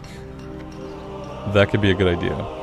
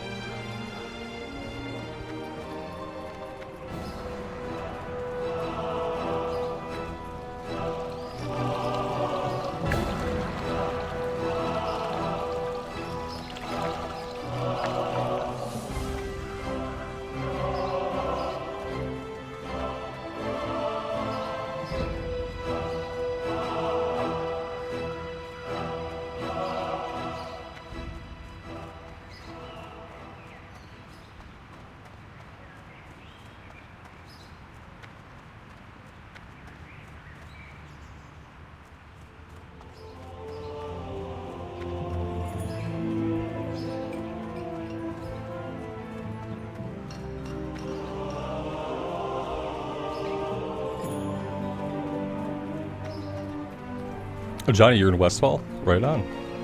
Don't come down to Moonbrook and get killed, though. I worry about you around the pillagers. Unless you have Fire Shield, then I wouldn't be worried. Isn't the quest in the Stormwind Library? No, the one that... There is a quest for a book in the Stormwind Library. I'm pretty sure this guy back here gives it to you. Yeah, go to the Royal Library and speak with somebody. The quest that we have is The Legend of Stalvin, and this one says we need to go to Moonbrook Schoolhouse and bring back any updated information. That's the one that I'm looking at right now. We might have another... Oh, you're talking about the old history book. Okay, this is the Stormwind Library. You guys have been pointing me to this one. I've been talking about Stalvin. Thank you. Thank you. Yeah, this is why I play the game like an ADHD 4-year-old who has to go pee. Yeah. Mm-hmm. Yeah, we got the seasoning. Am I digging the priest? Yes, absolutely. Yep. Yep, the priest is like... The priest has quickly became possibly my second favorite class. It's like warrior priest. It's pretty close. For hardcore, like, it's gotta be the priest. But yeah, now this says Stormwind Library, but... Oh, okay, I see it. It's all the way over here. Alright, yeah, let's go do that. Johnny says he blew through the pillagers. You weren't scared? That's brave of you. I don't think I fought them until I had Fire Shield on the mage. Like, the last time I was fighting them on a human mage or a mage in Westfall, we had Fire Shield, I think, which, like, just negated the first couple of fire bolts. Super useful. Paladin is at the bottom of my list for hardcore. Paladin has moved to the bottom of my list for classes, period. Yeah, I've retired as a Paladin. I will never be a Paladin again. I'm not going to be a Paladin ever again. Yeah. Paladin is my most played class. Like, Paladin is the class that historically, and now currently in hardcore, like, it's the class that I've played the most. And so now the Paladin as a class for me is retired. The entire concept. Oh, this is not gonna get me there. I gotta go down like the other way. The Paladin lived. The Paladin got to level 47. Our weapon was 11 levels old. It was a piece of crap weapon. We never got a new weapon. And it got to a point where I would fight a green enemy, and by the time I was done fighting a green enemy, I'd have, like, no HP, no MP, we'd have to get hit with a big heal, and then we'd have to sit and drink every single fight. I couldn't even go 2 fights against green enemies without having to big heal and sit to drink.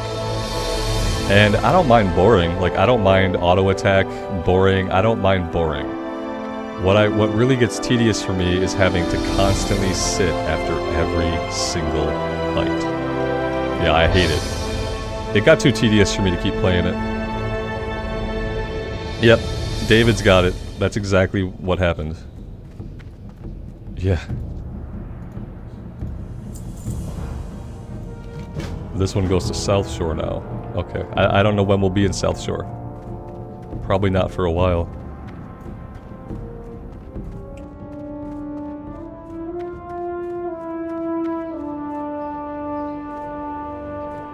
And the thing is, like, keep in mind about the Paladin.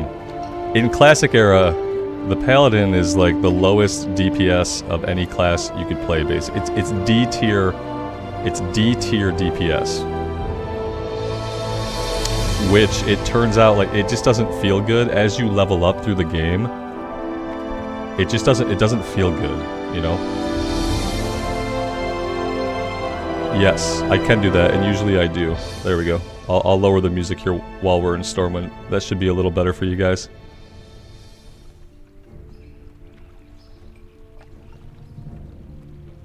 Susie, hello, good afternoon. Thanks for stopping by. Yeah, sorry about that, guys. The music was really loud. I saw it. I saw it too late. Alright, I think the plan now is to go to Moonbrook.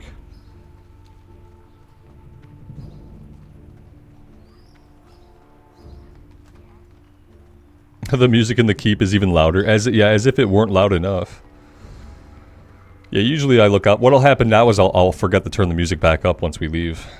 That's what'll happen now.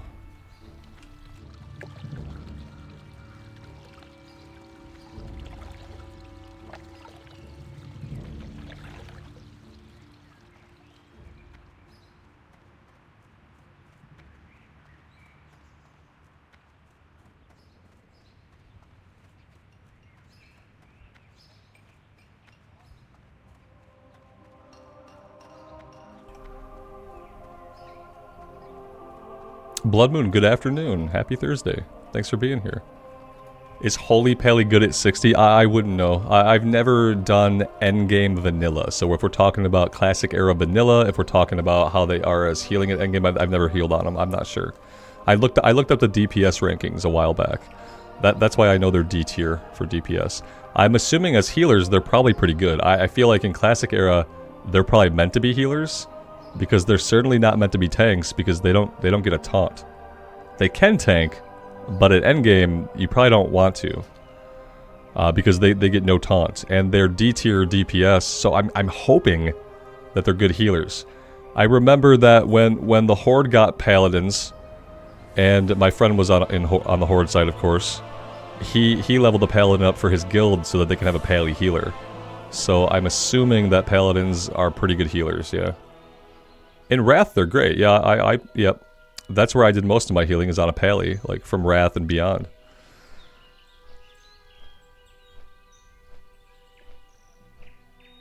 Somebody gifted a bunch of memberships and YouTube did not tell me who did it. So, whoever you are, you're amazing. That's so generous of you. Thank you so much. Welcome to all the new people. Oh, Jackie, it didn't show me a pop-up. I see it now. Jackie, thanks so much. That's awesome. It didn't. Usually I get like a banner and I get to see what happened. That's very generous of you. Thank you. YouTube just like failed me. I didn't get anything, and then I saw all the memberships going out. I was like, what's happening? That's awesome. Welcome, guys. Now you're all stuck here. That's the part that you didn't realize. That's huge.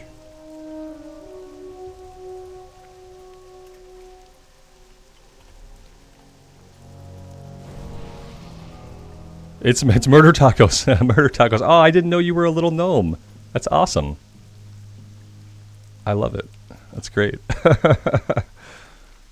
That explains why like when you were behind me in Duskwood, I just didn't see you. Because I probably looked right over your head, you know?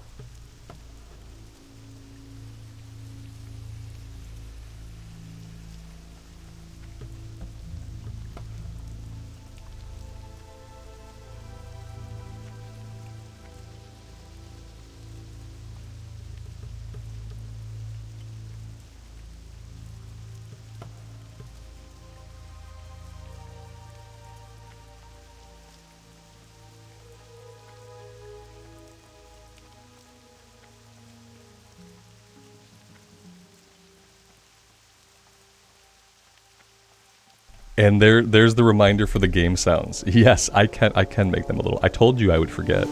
And I bet some of you guys thought, nah, he won't forget, not now that he said that. And I still forgot. I still didn't know. Should be good now.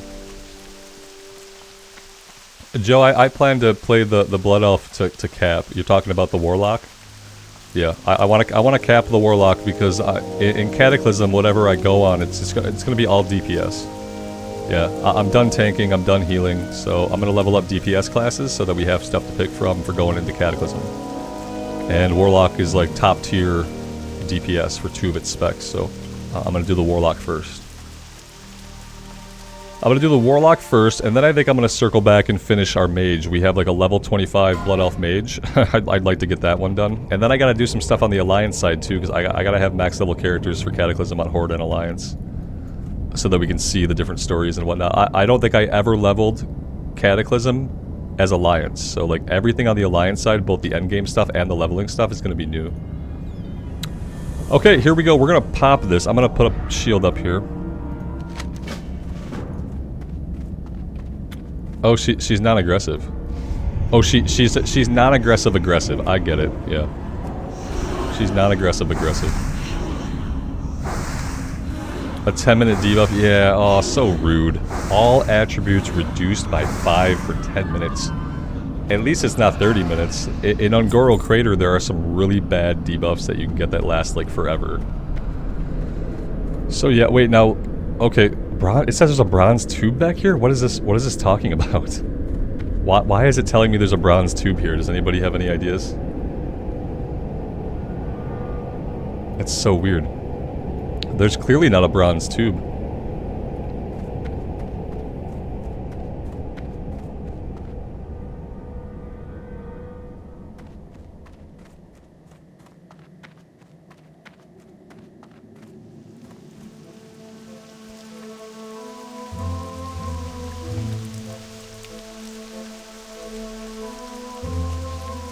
Yeah, there's like nothing here. It marks it over here too. I don't think I'm gonna investigate this right now. I don't know. It seems like a trap, you know. August 24th is for the hardcore servers. Not for Kata.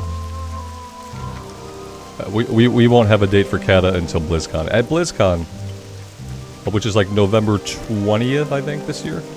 20th through the whatever, you know. At BlizzCon, we'll get a Cataclysm announcement. I hope they have a new trailer. You know the guy, how he did like the Wrath of the Lich King trailer? Like it wasn't Blizzard that did it, it was like some dude who did it, and Blizzard bought it off him or something. I hope he does another one for Cataclysm. Yeah, I hope it's awesome. Because the Wrath of the Lich King cinematic that he made was like amazing. It felt so much more like World of Warcraft than like the game itself sometimes feels. There's an assorted parts box in Dead Mines. Okay, that makes so it's like under the ground basically is why it's showing it there. It's somewhere underground, right? That makes sense. Yeah, we checked the vendor in Duskwood. He didn't have it. People buy it, you know, and it takes like a certain amount of time for it to refill.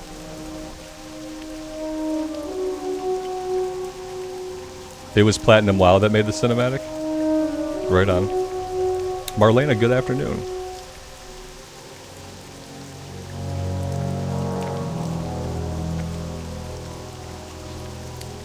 Yeah, but the difficulty of the Cata 5-mans didn't stick. If you remember that first week, heroics were really hard, but they got nerfed right away. It was the saddest moment. It was when we knew that they were just going to keep making the game easier and easier. Is when we got into those heroics and they were so awesome, we had to rely on our CC again. You know, DPS classes had a job to do that wasn't just dealing damage, and then they nerfed them right away. Because of course they did, you know. And listen to this, we're not ever going to get to experience the 5-man heroics like we did on week 1 of Cataclysm because they don't release Classic like that. They release Classic on the last version as far as class balance and systems. They release Classic on the last patch version. So we're only ever going to see however things were balanced at the end of Cataclysm, which is unfortunate. I wonder if people kind of get sick of that, because like it makes the game feel really stagnant when you go from patch to patch, release to release, and things don't change. The meta stays the same, things don't get different. I wonder if people get kind of bored with that. I wonder if it would be better if they actually released the system changes the same way they did back in the day. I know they feel like it makes it a better game just to jump to like the last iteration of it, but I wonder if like partially that makes Classic boring for some people as far as like the patch cadence goes.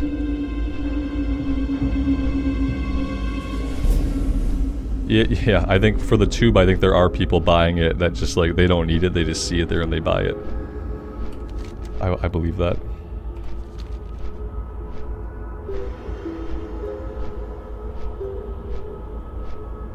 Audrius, thank you. Yes, I need to set my Hearthstone right here, and I'm gonna do it. I'm gonna do it right away before I forget.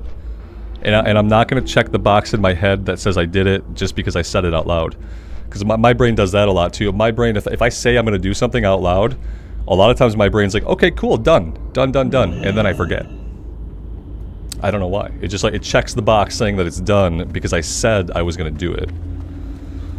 And so I'm gonna run right to the inn while we're on the topic, and I'm gonna bind in there. Thank you.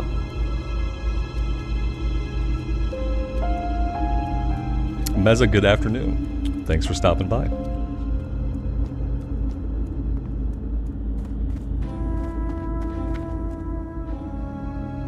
Don't sell the wolf flanks. Oh god, did I already sell the wolf flanks? Oh, thank god.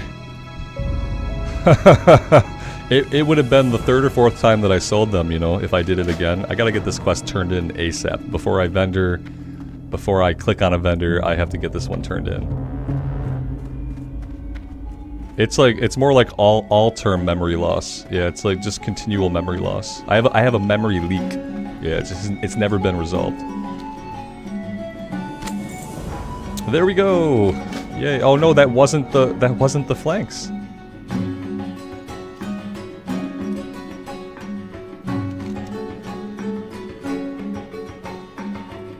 Hearthstone. Yes. I'm gonna do it. I swear to God, I'm not gonna forget.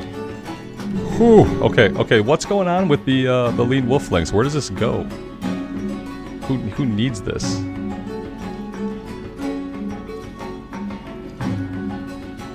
An ADD 4-year-old who has to urinate. Yeah.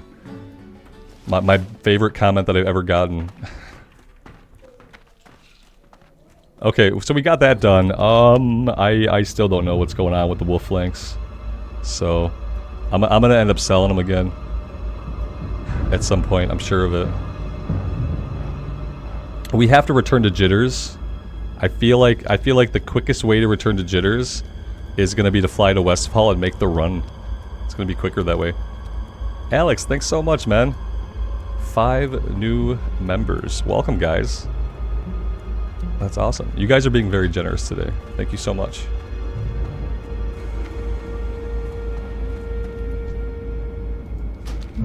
Yeah, I'm gonna fly to Sentinel Hill and I'm gonna run. We're gonna run from there. It's gonna be a little bit shorter that way. It's gonna be a little bit shorter that way.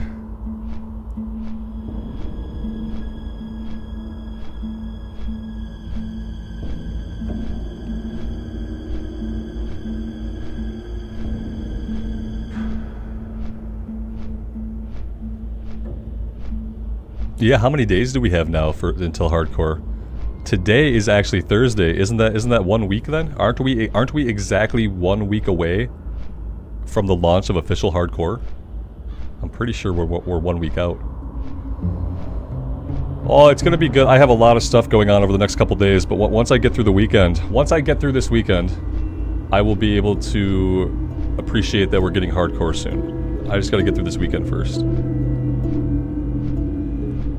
Yeah, I have stuff. Basically, like, my mom is having a big surgery on her hip. And so she's gonna be staying with us for a while. And I have to move her stuff.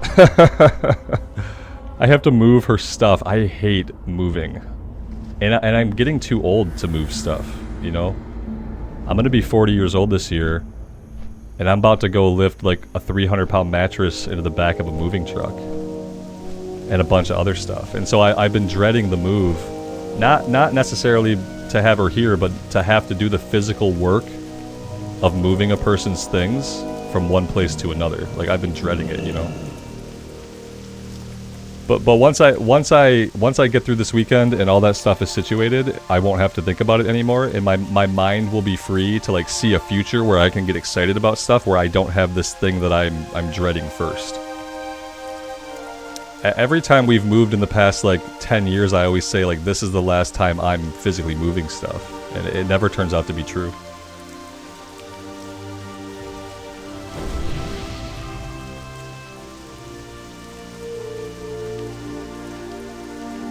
Did I say what I'm gonna play in official? No, I said today that we're going to be Horde. So we're going Horde side, and I'll make, like, a community post or something about it so that people can see it. We'll probably talk about it every day on the stream until then. A little bit, you know? But yeah, we're going Horde side. So if you're thinking about it and you want to join the guild, we're going Horde side. I just, like, we played a lot of Alliance, and, like, I love the Alliance. I'm an Alliance person, probably at heart, but, like, I just want to see, something a little bit fresh. I want to see the Barons. I want to go through the Barons again. I'm really looking forward to that. Yep.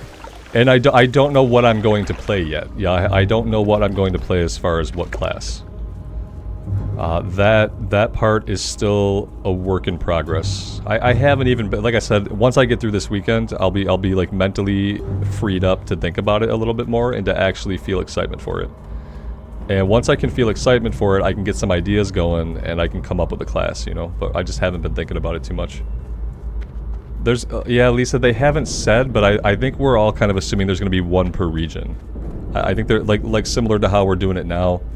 I'm pretty positive, just because they haven't said that they're gonna do one US and one EU, and yeah.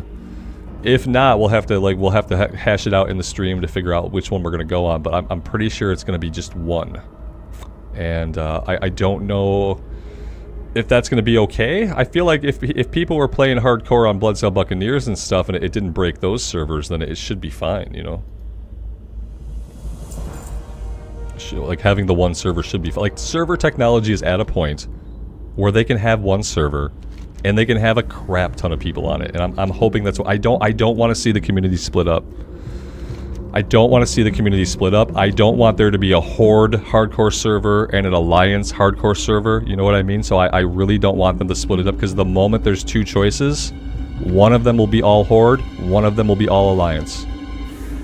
Yeah. And I don't want to see that, so I'm hoping that it's one.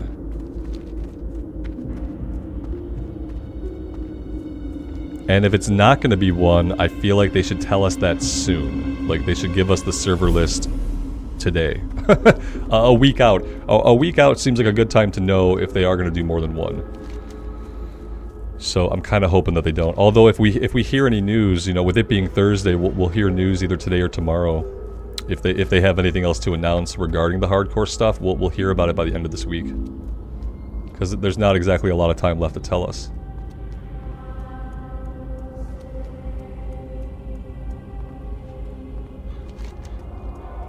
Yeah, same thing with this. Like, I'm probably gonna go DPS. Like, whatever I do, it's probably gonna be DPS. I don't know that I want a healer tank. Yeah, I don't really know that I want to. That's the problem. Oh god, more Ladim. Oh no. Oh, not like this. Not like this. Oh, he's immune to fear. This is how it ends. It ends today. No! Yes!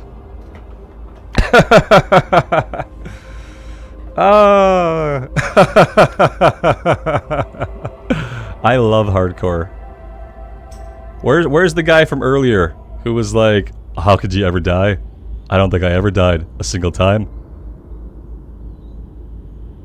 Yeah, Morladim got me. Damn.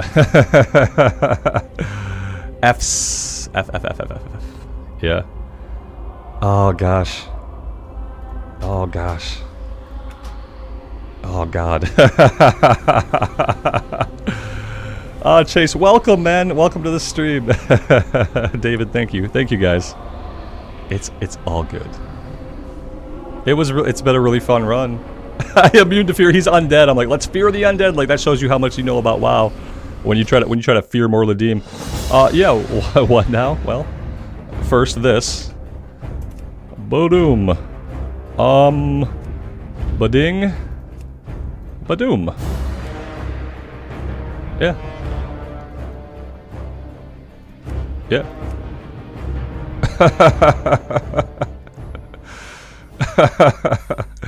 we got a couple options. Like we got Gnome Warrior or Undead Warlock.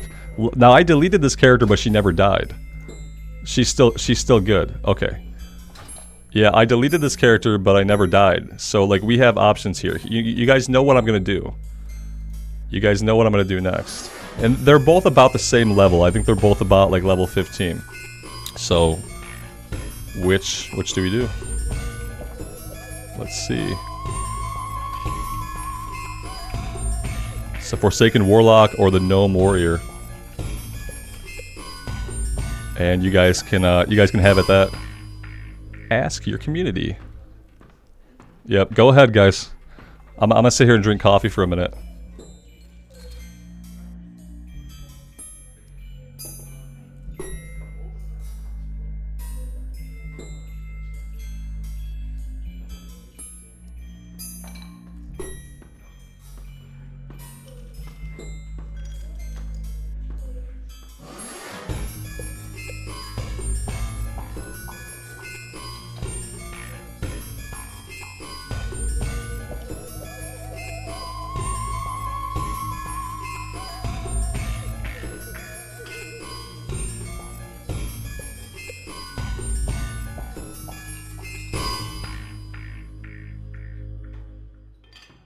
Oh god, you guys are not gonna make this easy. Is it gonna be? It's gonna be pretty close. It looks like it's gonna be pretty close. Yeah, I have an awesome wife. It's pretty down the middle. Yeah, don't make me. We need an electoral college. The vote was rigged. There were false electors. I don't know. Yeah, it's man, guys, it's close. What am I seeing a lot of in the chat? Yeah, Alex, you can undelete a tune every 7 days. Yeah, every 7 days you can undelete a tune, as long as like you don't have a tune with the same exact name currently in your roster. So this is the Warlock that I like deleted when we couldn't do Ragefire Chasm. When we went to do Ragefire, it took 2 hours to get a healer, and then our tank died on the way to the run. I was like, nah, I'm out. Let's Because what's yeah, oh gosh. Oh no, it's so close. Part of me says like we are voting for what we do now that my priestess died, Zenkai. Yeah, right now we're voting for what we're doing right now until official hardcore comes out, because I just got the priest killed to Morladim. Yeah. Yeah, I'm thinking gnome, just because like if I want to go horde side on official, then I kind of want it all to be fresh. Okay, does that make sense? I see that we're kind of leaning towards the warlock, but I kind of feel like if I want to do horde side, on official, I kind of want it to be fresh. You know what I mean? Yeah, the priest bid it to Morladim. Amy, the undead gives you the creeps. Oh, she's alright. She's nice. The bone showing is what bothers me. Chat's deliberately trying to make it 50-50. Chat, how dare you? How dare you manipulate me? God damn it. Oh, guys. Oh, it was a good one. It was a good one. Okay, so we got stuff going on. I just don't remember like what stuff. We got lots of stuff going on, all over the place. Knoll Paws, the Pillager. Oh yeah, we're on the Pillager quest. Let's jump on into that. That's gonna be good. Skull Thumper's back over in Loch Modan. Why would the cloak not cover the spine? Exactly. So Cheese, what's up? Not much, man. Just got killed by Morladim. Another one bites the dust.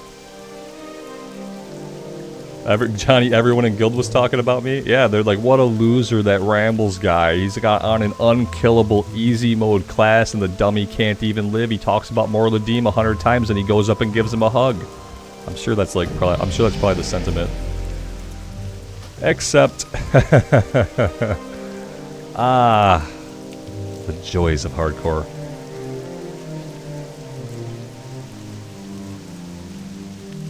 Yeah, you guys all just missed the priest getting killed. The VOD should be like immediately up. You should be able to rewind a little bit and see it. It should be all like immediately available to like replay.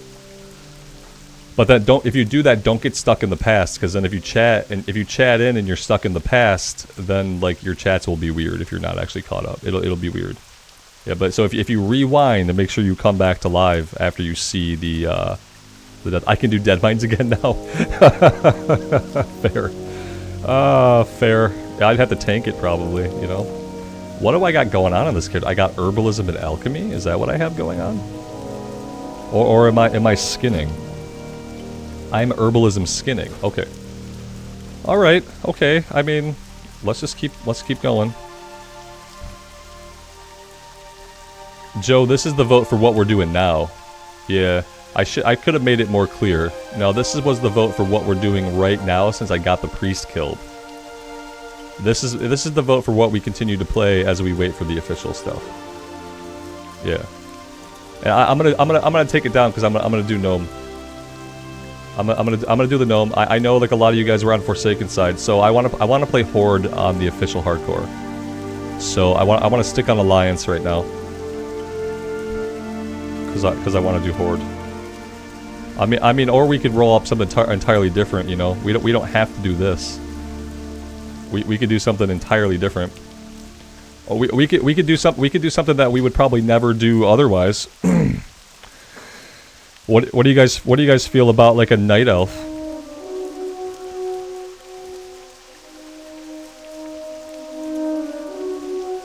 A priest died. A paladin. Do a paladin. I'm never doing a paladin again. What do you guys feel about doing a night elf? Like we don't have to jump onto this. We don't have to jump onto this. Let's see. What name do I want? I'll take my name back. All right, here we go.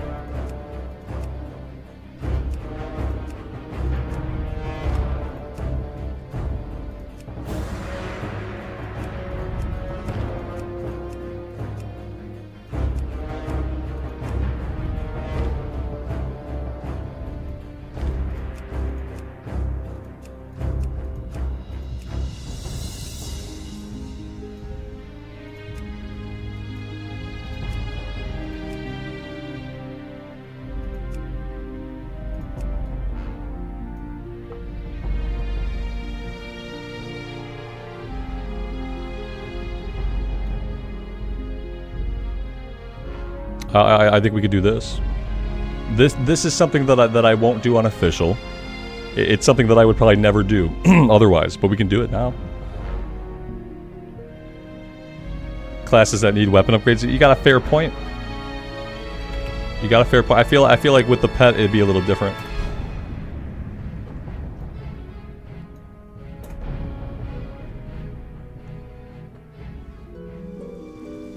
For 10,000. Dana, thanks for being here. I am having a better day today. Absolutely. Thank you to the guild for like continuing to invite me back. I appreciate it. Let me do some things here. We'll unlock this, shrink it down a bit.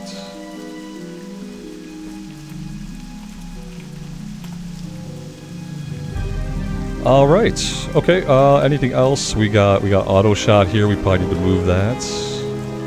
We got Raptor Strike.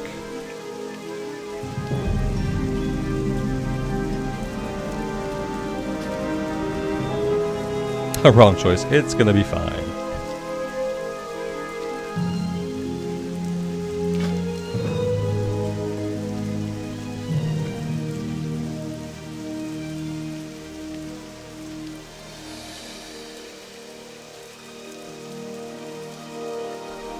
The night elf zones are really, really chill. Yeah, the music here is some of the best music in the game, absolutely.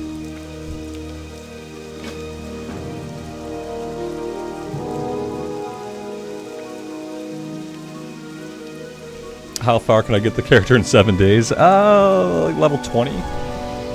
Level 25? Something like that. Yeah, maybe 20.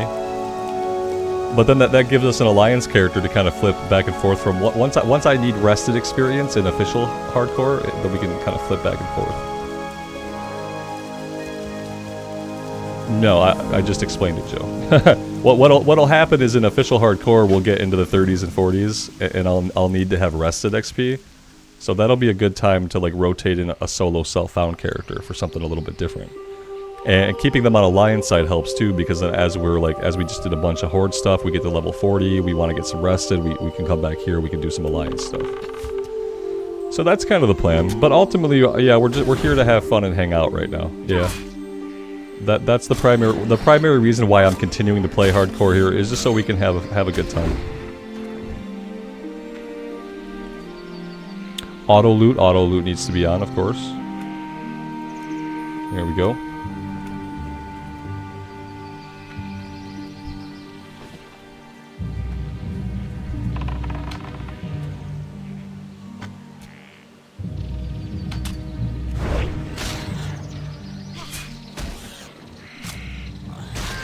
Oh, the title of the stream. Yeah, that is a good idea. Let me do that. We'll put in there Rip Priest. Classic era hardcore. Rip Priest. Hunter begins. Night Elf Hunter. ...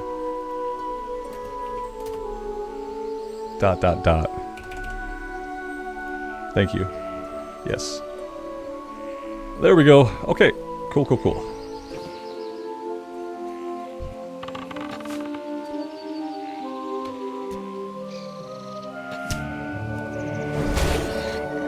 So besides the fact that Morladim killed me, does anybody know what actually killed me? Like why that happened? It's because I was zoomed in. If I had been out here like this, I probably would have seen him like kind of in my periphery, but we were like majorly zoomed in, and I didn't have any view of like anything. Totally the wrong way to play hardcore. Yeah, don't be super zoomed in. He says.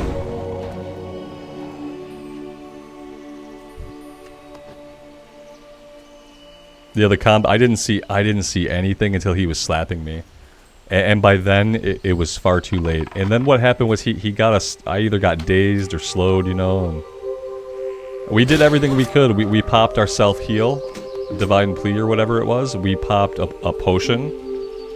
We tried to keep our shield up. We I think we had buffs. We had buffs going. I'm pretty sure, so we were covered there. We got dazed. The dazed was the end. Yeah, as soon as we got dazed, I knew it was over.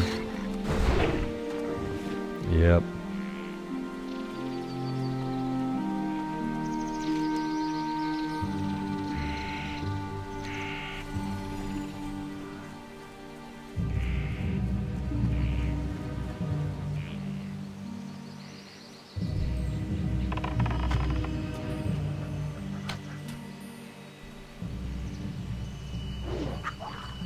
Edvin, you lost your 49 priest in Uldaman? Ooh.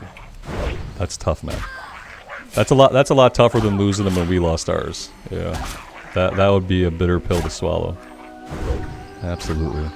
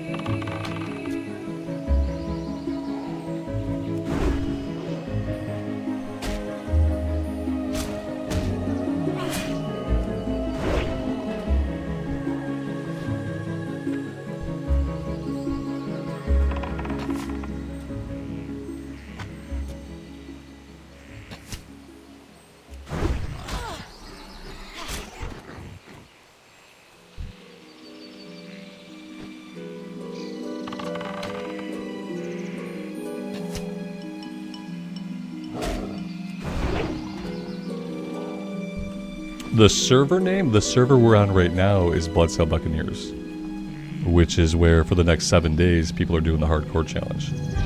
After the next 7 days, a lot of people doing the challenge will be on Blizzard's official server.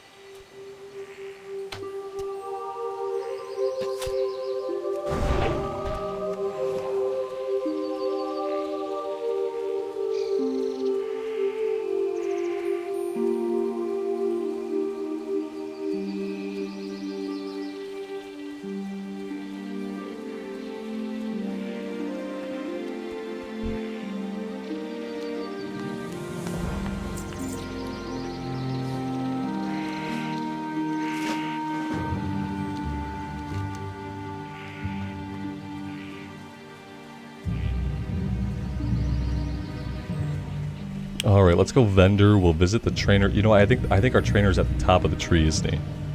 Yeah, I'm pretty sure the hunter trainer is up top with the druid trainer. Not positive, but yeah, that's what it looks like. Oh, warrior trainer. I'm glad it's tracking the warrior trainer. That's going to be really helpful. Thanks, Questie. Thanks, Questie. That's really helpful. Yeah, the warrior trainer. Okay. Yeah, I'm pretty sure we got to go up top.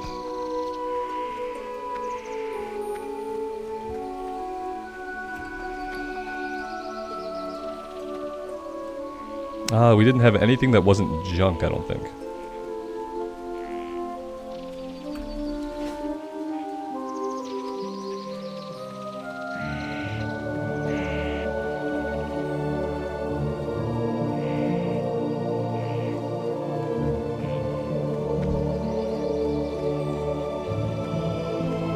Tim, have a good night, man. Thanks for stopping by and hanging out. We'll see you next time.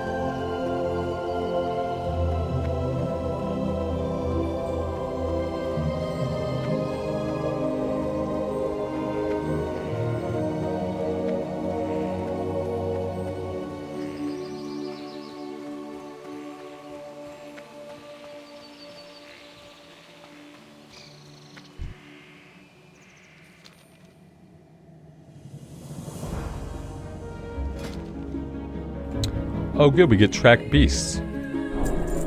Okay. All right. We'll see if I ever move that to my action bar. If I would have known that, I probably would have waited till level 4 to make the run up here.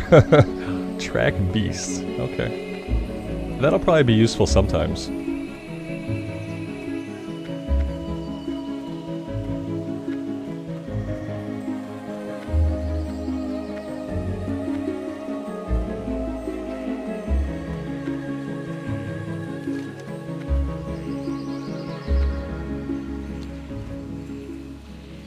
How is Demonology locked for hardcore? I am not sure, but I'm pretty sure Alex leveled his Warlock to 58 as Demonology. I think it's supposed to be pretty good. I think most people think that like Demonology is the way to go for Warlock in hardcore.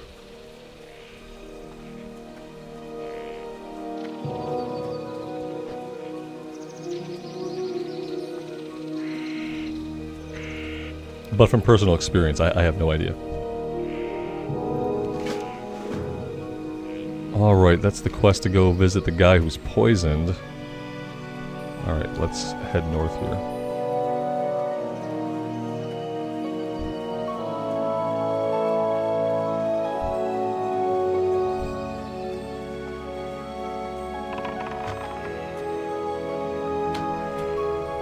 So Cheese, have a good night, man. Thanks for being here.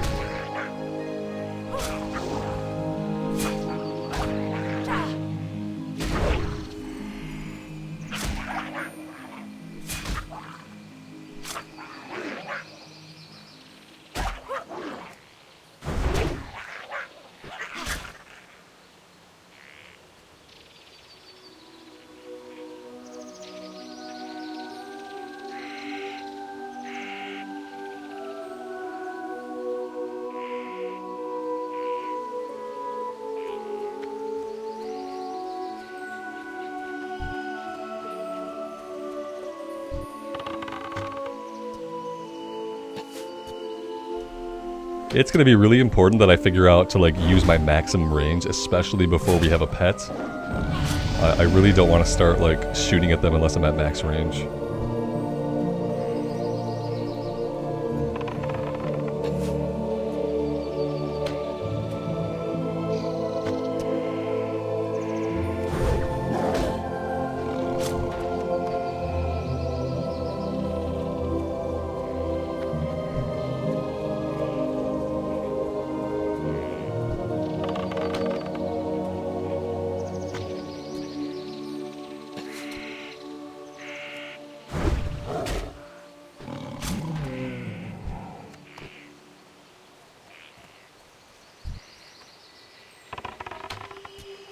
I'm still way too close. This is it's gonna take building some entirely different habits, isn't it? Yep.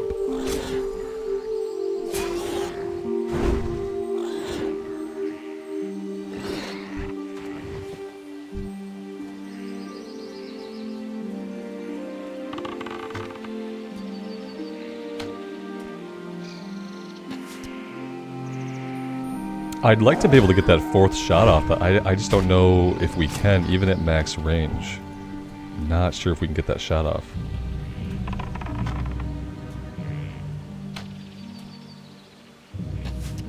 No, we seem to be able to get 3 shots off before they close the distance.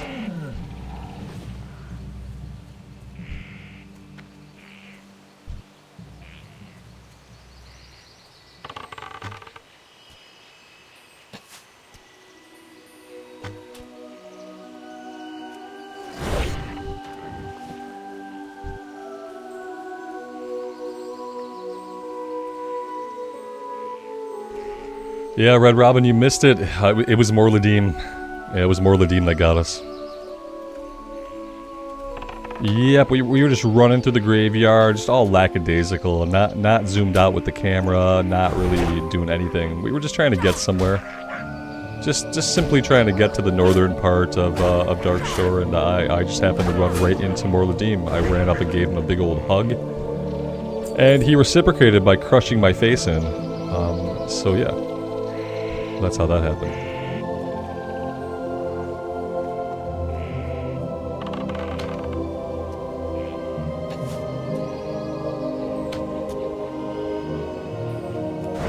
Yeah, we're only a couple minutes in here, so yeah, you could rewind and see it because the VOD should be available right away.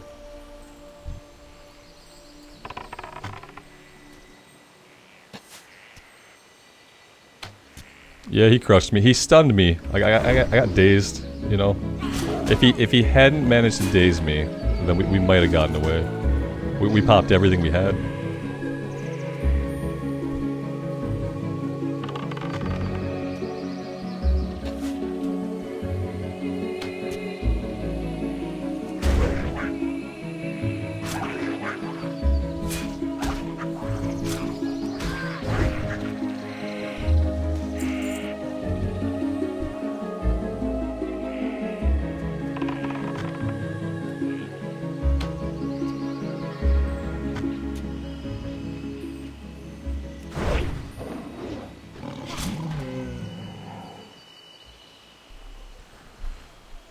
On a lot of classic servers, they're PvE, so it's kind of like opt-in. There are servers that are PvP servers where if you go to a zone that's considered contested, you will be automatically flagged.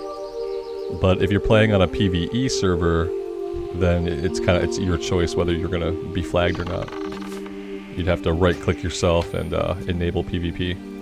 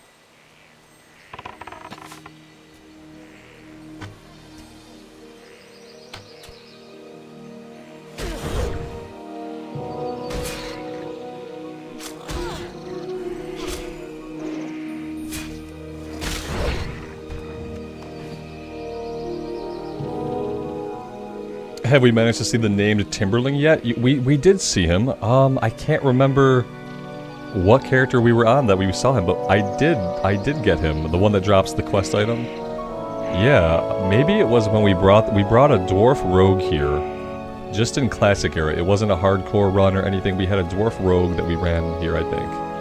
And it might have been on that character that we saw it. I really can't remember. But I have seen it one time now in my life. But it's only been that one time so far.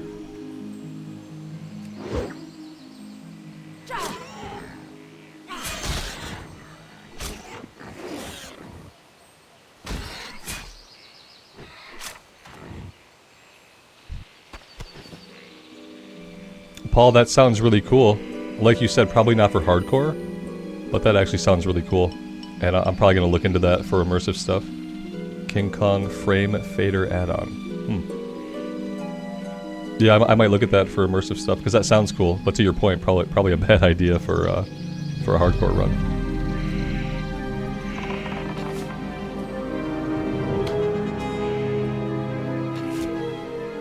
Will I zone hop? I'm probably not going to do a lot of zone hopping until it's safe.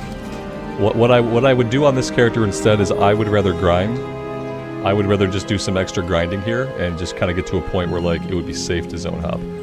Once I'm like level 18 or 19, then I wouldn't mind doing the wetlands run. But I would probably grind up a little bit. Like if we were missing some levels, like if we got into Dark Shore and like we were just missing some levels, like I'd probably grind a bit.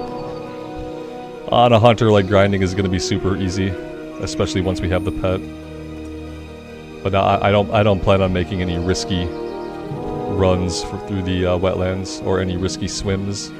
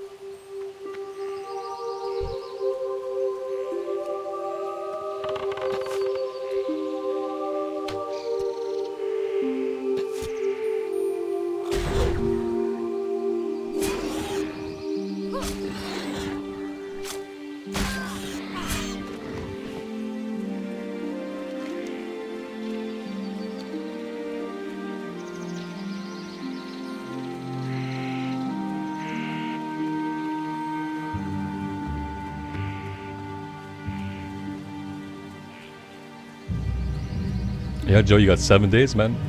7 days for the hype. I think for a lot of people, the hype is real. And we're going to be there soon.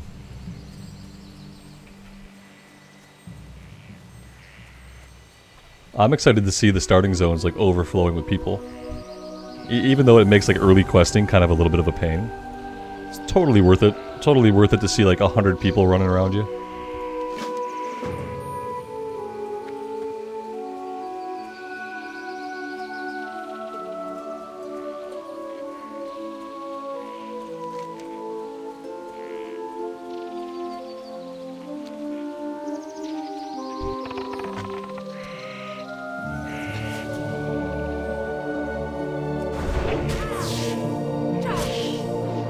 Yep, with the dungeon lockout and with the ability to use the auction house and trade with other players, it's gonna be different. I think for a lot of people that like love hardcore, but they've like played a lot of solo self-found, it's gonna be really refreshing. I know some people think that they don't want those things in their hardcore, but I feel like it's gonna be really refreshing to be able to do the runs more than once, to be able to use the auction house when you have excess gold, to be able to sell stuff on the auction house and like actually interact with the economy is gonna be really cool. And I think it's going to be refreshing for people.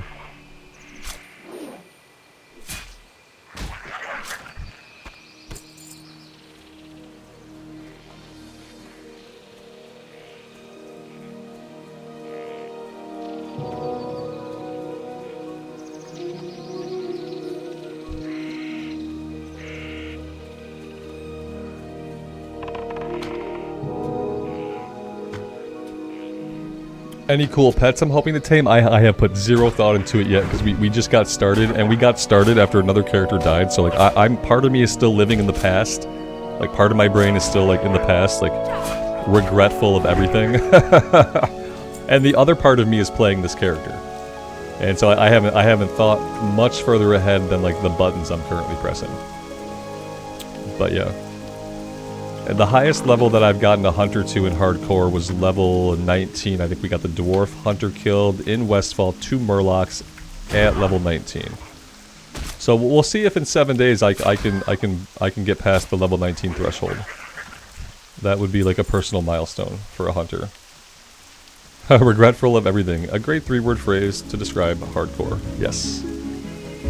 I am regretful of everything.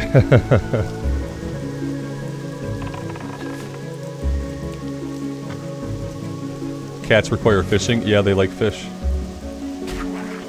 Amy, yeah. At least I'm not gonna take a nap this time. No, I like, the thing about like streaming is like, when I would get a character killed in an immersive, you guys weren't there. We didn't get to keep hanging out, we didn't get to immediately go again. When I got an immersive hardcore character killed, I'd go take a nap. But the last couple times that we've died and I've been on the stream, we've just jumped into something else. And that's been like, for me, it's so much better. Just to like be able to go again and keep hanging out and having a good time and not have to go like take a sad nap, you know? No one wants to have to take a sad nap. Naps aren't supposed to be sad. Naps are supposed to be awesome. Chase, you lost your hunter to Murlocs in Darkshore? Yeah, like Murlocs, man. They chased me. One of them froze me. That's what it was. Like, they were Murlocs, but they had like a Frost Nova type deal. And I got frozen. I wasn't good enough with my pet management to have the pet pick them up and sacrifice itself. So I just got killed.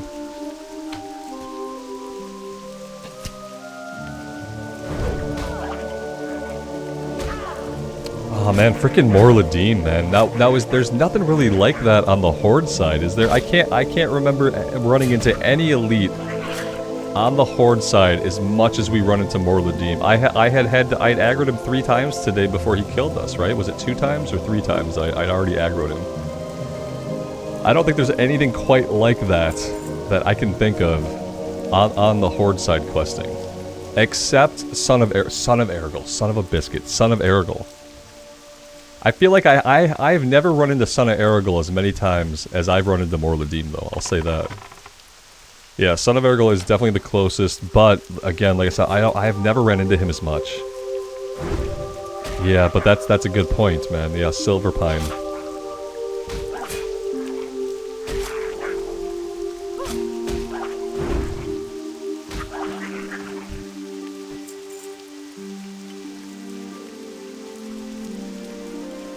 Yeah, we were doing good, Mike, but it's the way the cookie crumbles. I got distracted I should know better, you know. I should know better. I'm in the cemetery in Duskwood, and I'm running. I'm like, let's just run through the cemetery. I wasn't even trying to get to anywhere in the cemetery. I was just trying to get like to the northern coast, I think. I honestly don't remember exactly what I was doing when we died. I think I was just trying to get to the northern part of the zone when we died. And so I should know better, you know. My danger senses were just turned completely off. It's just like nothing registered to me. The Alliance Patrol and the Barrens. Yeah, there's an Alliance Patrol in the, I think it's like the Southern Barrens. Yeah, but they're on the road mainly, so it's like, like same thing with Stitches. When an elite mob has a path that's on a road, it's like kind of easier to avoid them.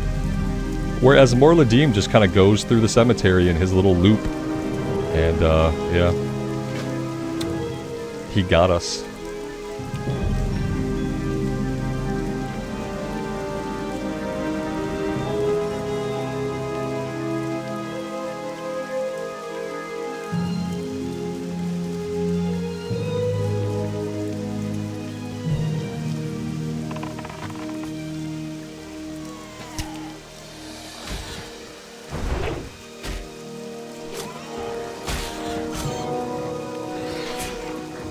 Yes, the priest is dead. I did change the title so people would, I know the thumbnail still shows the priest. But I did change the title to RIP Priest.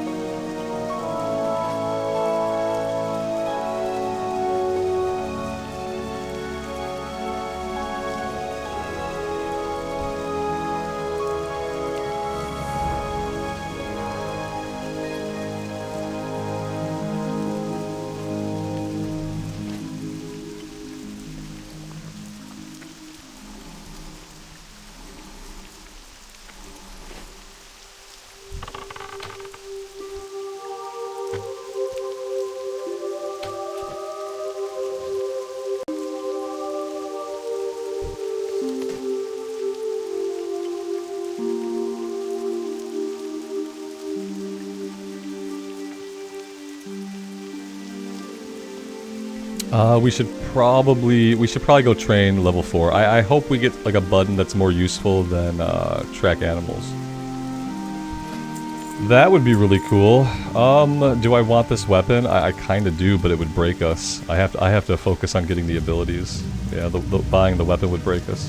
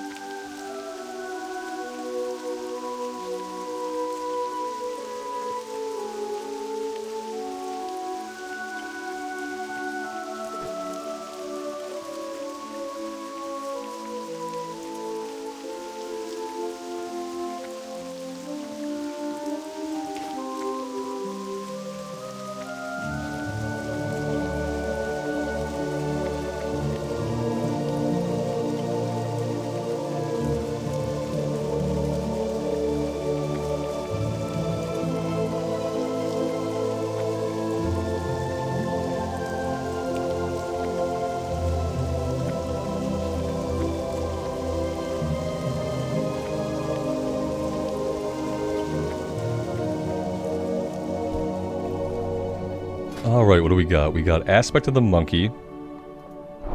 Okay, yeah, oh, okay, Serpent Sting. This is a damage over time. 20 nature damage over 15 seconds. There we go. We need more action bars. Let's take care of that really quick.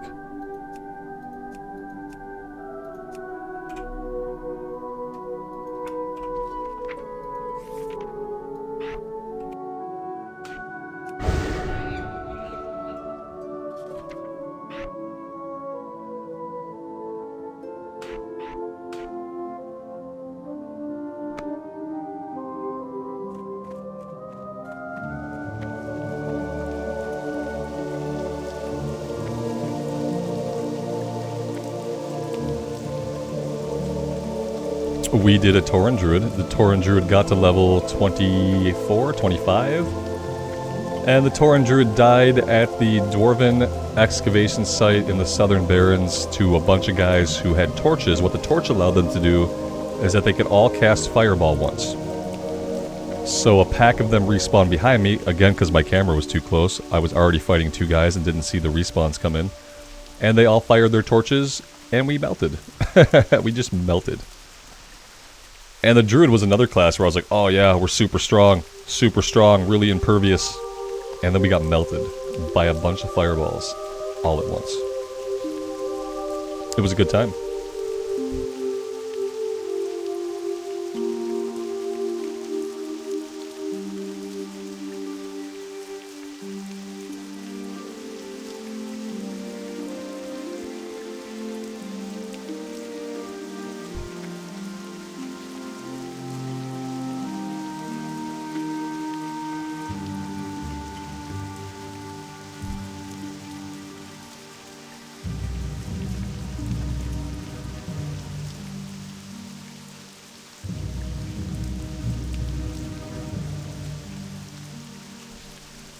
Boop.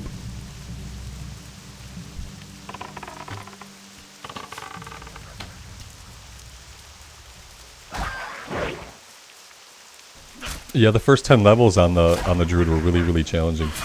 From a perspective of just like having patience, they were really like the worst 10 levels on any class I'd ever played. It was the first time, like prior to level 10, that I thought about stopping a hardcore character, like without them dying. Because spamming Wrath over and over and over and over again and drinking, it got really tedious. As soon as we got bear form and I can just like auto attack, I was so much happier.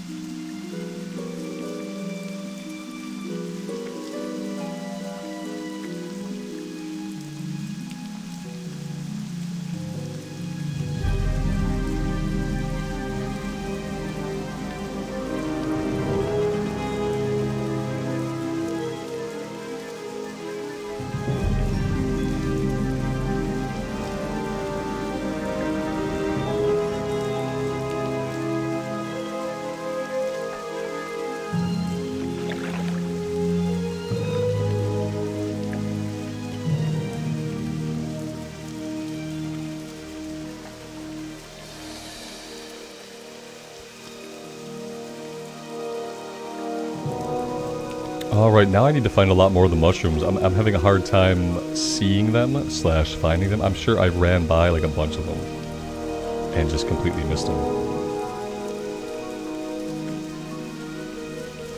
Oh, the mushrooms can be dropped by the Grelkin. Okay, yeah, I don't mind like farming some Grelkin. That's gonna be more experience doing it that way. William, good afternoon. Welcome to the stream. Auntie, I mean, the priest died. You can rewind a little bit. You can see the death. But yeah, rip priest, go hunter. It was Morladim. Spoiler alert, it was Morladim.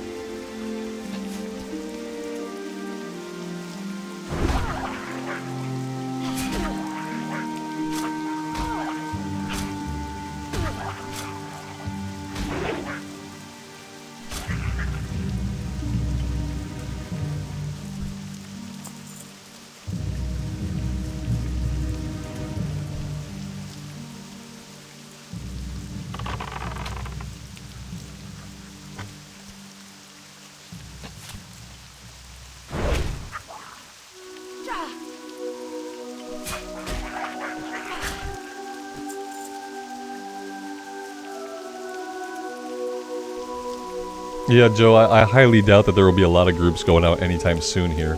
If someone were to whisper me and they were like, hey, want to do a Dead Mines run? Yeah, I would do it. But the likelihood of that every day until, you know, the 24th gets less and less. Solo self-found is about to be like really, really solo. Really solo self-found.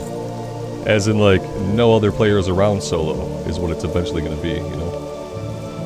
We'll get more than our fill of dungeons on official hardcore, yeah. It'll be a good time.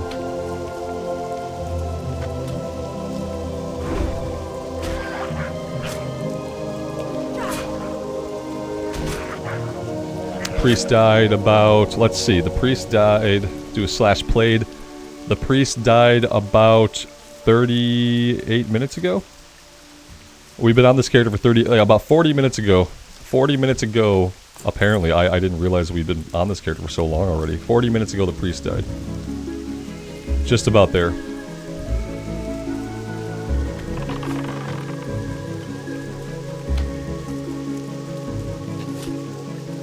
Yeah, it was more Ladim that got us.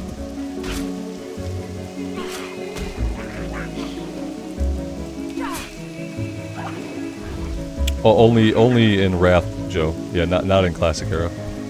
I wish there was. that would make traveling as a night elf super easy, but no, not in Classic Era. There's not.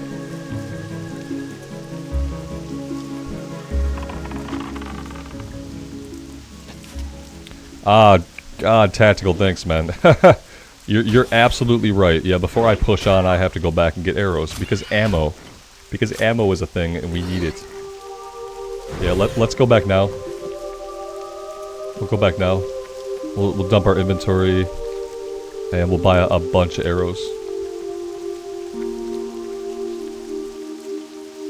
Thanks for the call out, because I would have gone north, you know, even farther away, and I would have kept shooting, and then we would have ran out of ammo, and I'd be like, what? What's this madness?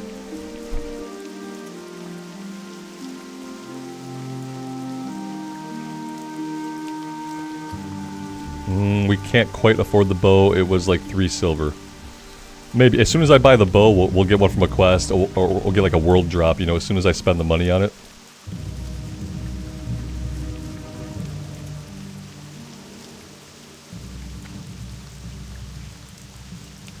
Yeah, he annihilated us. We had aggroed him 2 other times earlier in the day, and we've been able to get away.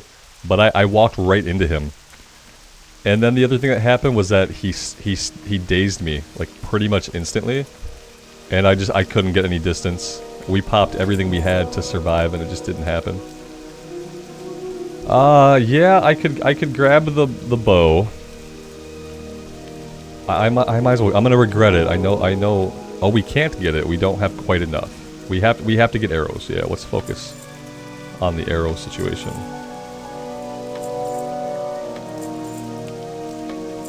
That should be enough, I think. Yep.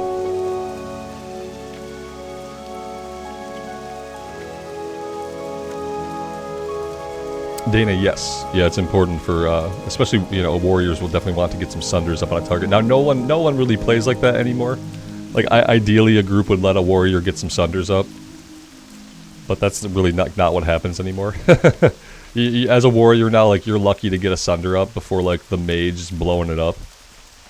Yeah, and then the mage will just Frost Nova it and blink away anyway, you know.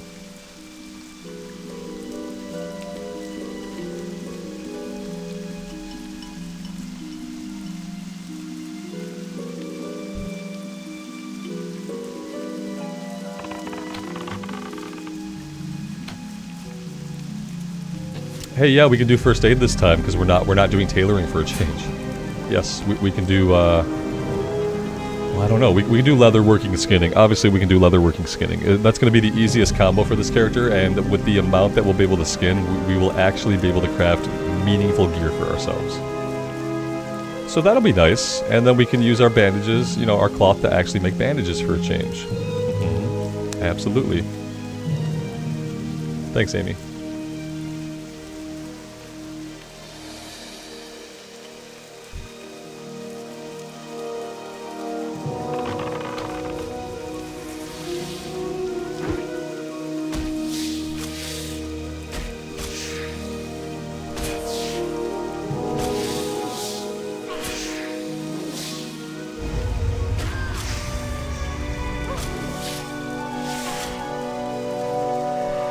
Oh, rats! That's awesome, man.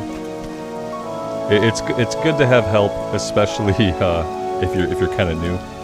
And in official hardcore, you guys will be able to group up and run as a group and stuff. That's always fun to do. Definitely always fun if you've got some real life friends to group up and run around the world killing stuff. Yeah.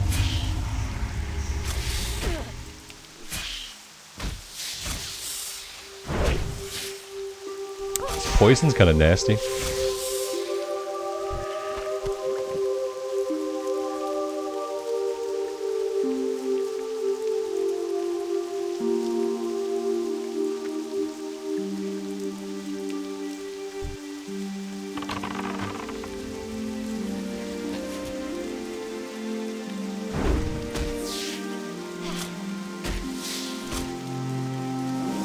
I hadn't really noticed, but it started to rain here quite heavily in Teldrassil.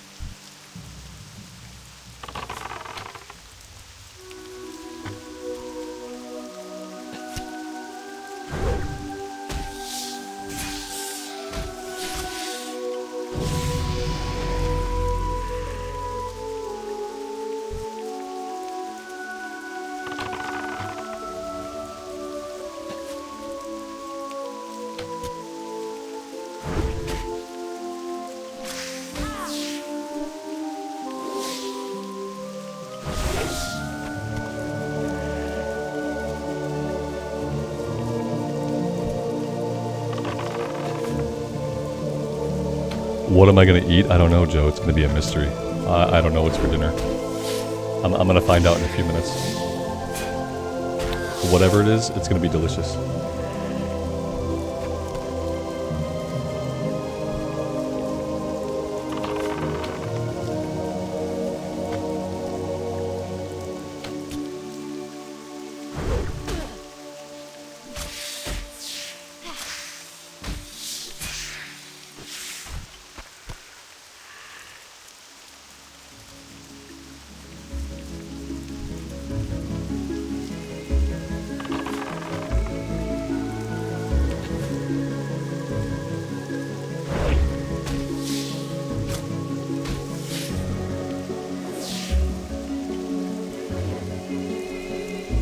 The Pistachio, thanks for stopping by.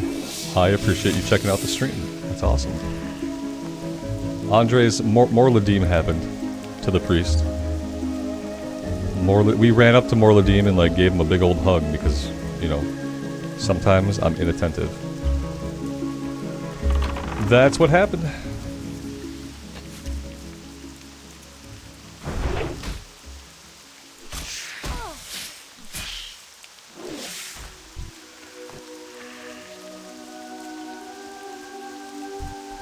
What it means, though, like one thing that it means is that priest is officially back on the table for official hardcore. Since that priest is dead, priest is back on the table for official hardcore. But the thing is, I don't really want to heal. I love the priest gameplay, like solo gameplay, but I don't think I want to heal. Maybe I'll think about it. But yeah, it does put the class back on the table on like a horde character. We're gonna go horde side, so. We'll see. Yeah, official hardcore, we decided today that we're going to go on the horde side. That's going to be official hardcore. As for what class I'm going to play, I don't know yet, but priest is now back on the table as a possibility.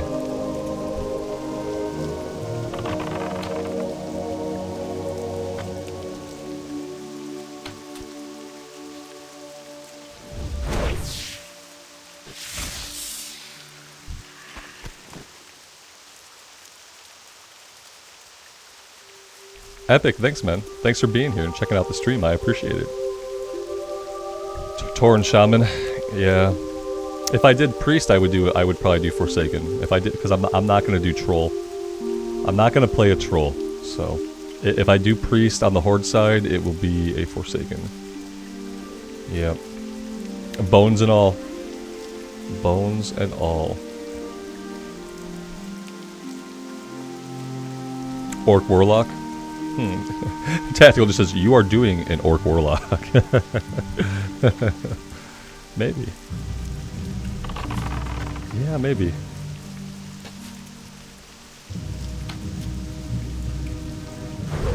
If I did Orc Warlock, it's gonna be body type B. It's a clothy, so it's gonna be body type B.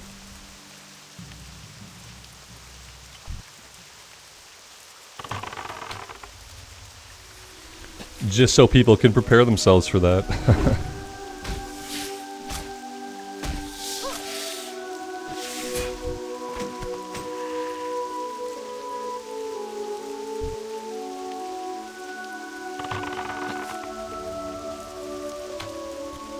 It could happen. I would like to go DPS. Yeah, and I didn't really give the Warlock a fair shake, you know, the first time around. So I will say if we do Warlock, I gotta get a wand. I gotta get a wand like right away, so we may have to do the enchanting thing. But then people tell me that in Classic era, like even when you can level up enchanting past the greater wand, that it's kind of like enchanting overall is kind of useless besides the wands. So maybe we will just buy a wand on the auction house. You know, maybe I don't take enchanting. Maybe we buy a wand on the auction house as soon as we can. I'm sure there will be wands up on the auction house day one, you know. Will they be affordable? I have no idea. Part of me worries that with the importance of gear in official hardcore, it's going to give people the idea that they should make things way overpriced, which means like nothing will sell early on, but it will sell later. So we will have to see. But yeah, the Warlock I think really needed a wand. And that would have made it a lot more interesting to me.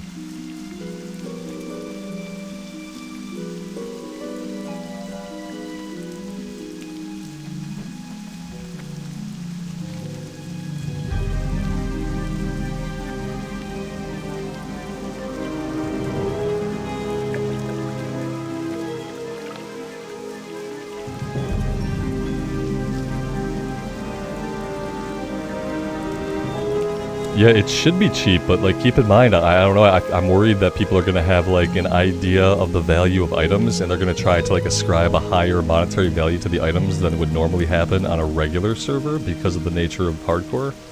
So we'll see. You know, the thing is like it's supply and demand, so like if they put it up there for a really high price, no one's going to have the money and it's not going to sell. So I am hoping that there will be stuff up there for like reasonable prices.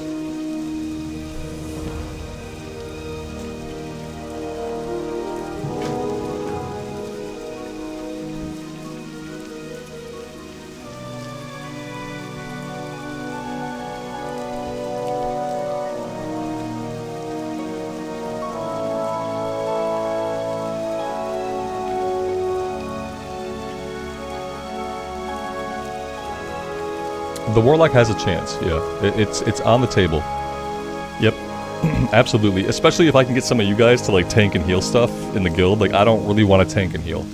Not that I can't do it. I can do it. I'm kind of sick of it. It's all I've really ever done. You know, when it comes to like group content, I've usually either tanked or healed. And I'm just kind of done with it. I'd like to hang up my hat, you know?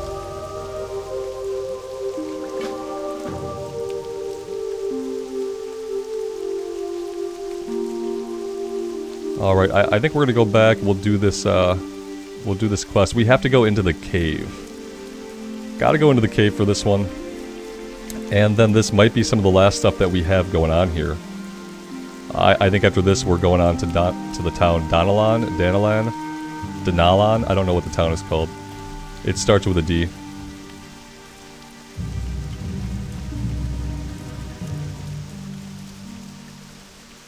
Serge, why is this game still played? Because people really love it, including myself. You're in a stream with 126 other people that probably really love it, so that's why people usually humans do things because they like it. You know, when they have a choice, usually the reason why a human is doing something is because they want to. Not in all aspects of life, but when it comes to games at least, that's usually a pretty easy answer.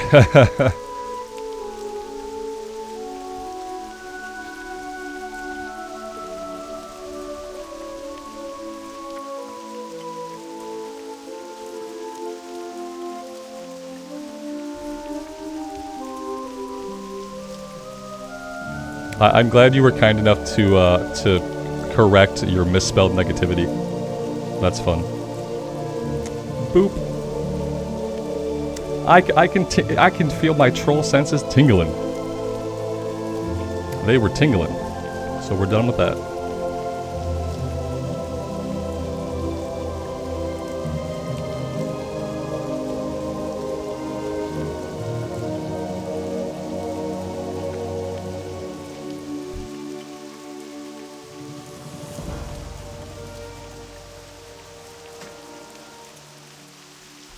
Yeah, I have a scorched earth policy for anything that just feels... If it's just like pointless negativity, even if it's not trolling, if it's just someone who's just being stupidly negative in the dumbest way possible, I will just get rid of you immediately. Like, I talked about this a while back. Like, I don't have any tolerance for trolling or pointless negativity. If it's constructive criticism and stuff, but when the first thing somebody says in my chat is some negative shit, you're probably bound to get booted.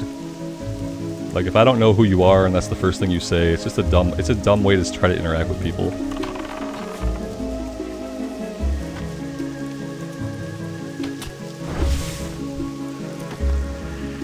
Hey, that's really lucky. See, we had a stupid troll, a stupid negative troll, and we got a blue bag. It's like karma. It's karma.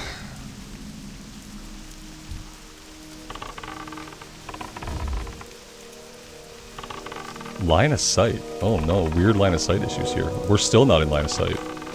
Weird.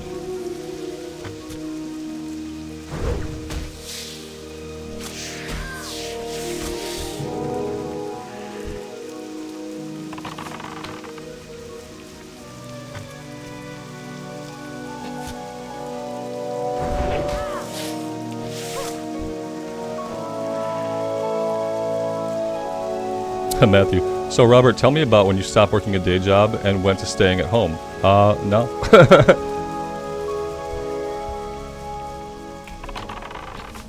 No, I've talked a lot about my history on the channel, and if you were someone who was like around the channel, you would know those things. So.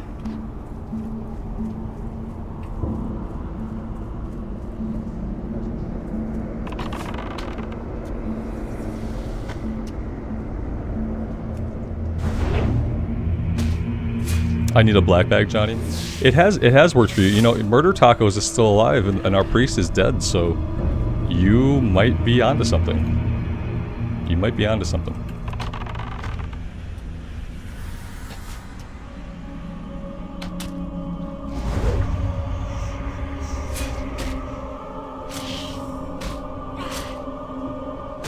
That's fine, man. I'm just not going to talk about it directly at your prompting.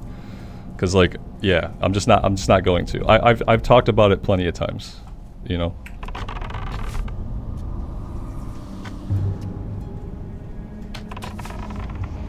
And the thing is, you know what? Nah.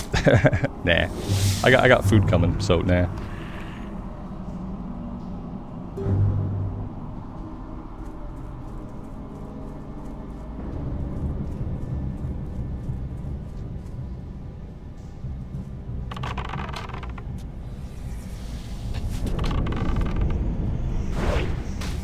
Yeah, what I will say, Matthew, is that, yeah, I have an amazing wife, and I'm very lucky to be able to do what I do now.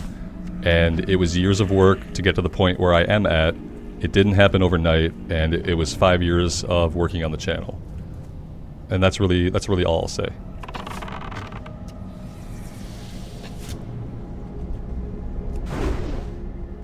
Joel, the priest is dead. The title says Rip Priest. So, yeah. I know, sometimes people don't glance at the title. It's fine.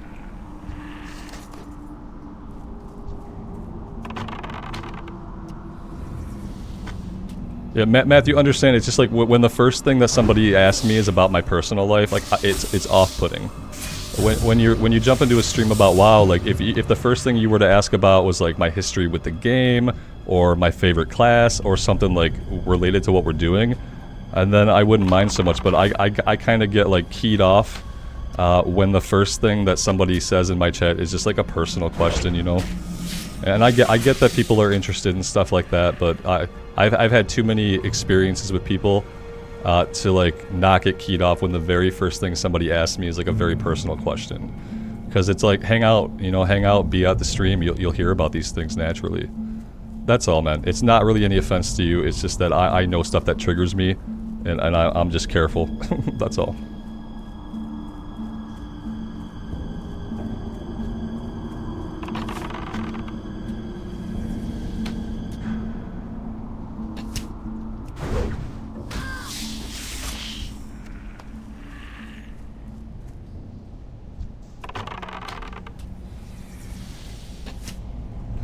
What happened to the Gnome Warrior? Oh, nothing happened to the Gnome Warrior. Yeah, I jumped on the Warrior for a second, you know, then I decided that if I'm gonna do something between now and official hardcore, I'd rather do something that I'm not gonna do, probably ever again, and that's roll a Night Elf in hardcore.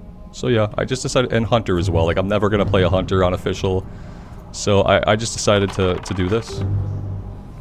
That's all. That's what happened.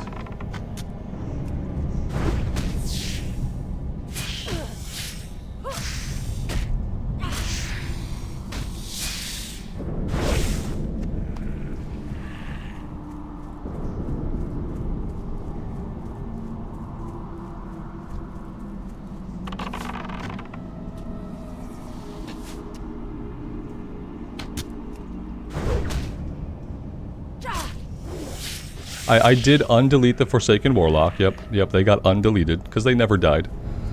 And we jumped on that for a minute, but yeah, ultimately, now, like, I'm saving Horde side, and I'm possibly saving Warlock for official hardcore. We might do a female orc Warlock. It's not out of the question. It's not out of the question.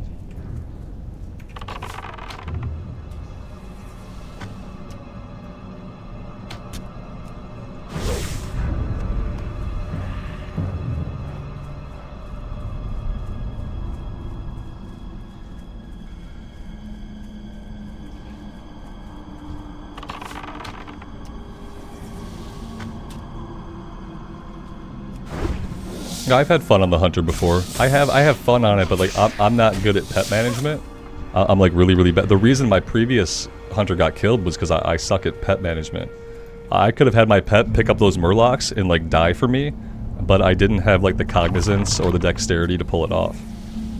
So, like, yeah, it's fun, but I recognize that, like, I'm just not a good, like, pet class person. That's what worries me about the Warlock. Is that, like, ultimately, like, I'm not a really great pet class player. So that's, like, the worrisome thing about the Warlock, too. It's like, obviously it's a pet class, you know?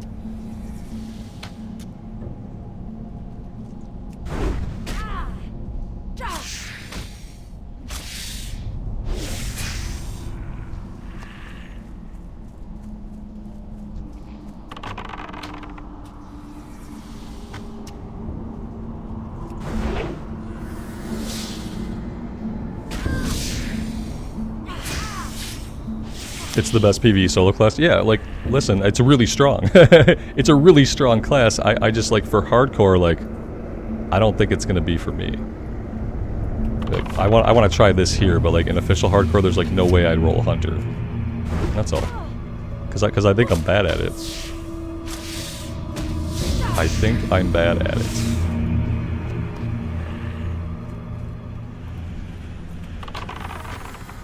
Oh, I didn't need her, did I? I didn't really need to fight her. I wish we could have got that last shot off, would have made all the difference. Oh, I guess I had to fight her to clear the eggs, though.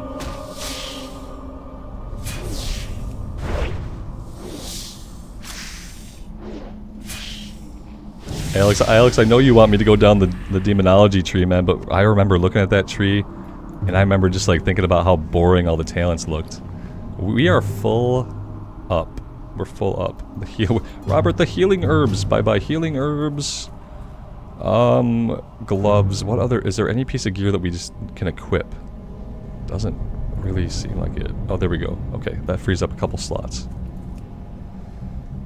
Dakota, you just want me to delete my Hearthstone. I can't delete the Hearthstone because I'm about to use it. I'm about to use the Hearthstone, actually. For once, I'm actually about to use the Hearthstone. Johnny, thanks for being here, man. Oh, your kids are in school? Oh, you lucky son of a biscuit. Alright, man. Thanks for hanging out. We'll see you next time. Let's Hearth out of here. Joe, take care, man. Have a good rest of your night. It may be boring, but it will save me. Yeah, you have a point, man. Like, let me tell you, like, you're not wrong. Like, I know you're right. You know you're right. I'll look at it again, you know? And then maybe I would go, like, Affliction for a bit, and then once we get down to where I can get some of those really good talents in Demonology, maybe we respec, you know? Could do something like that. Let's see. Let's turn this one in. Where does this turn in? Oh, over here. Over to this guy. Okay.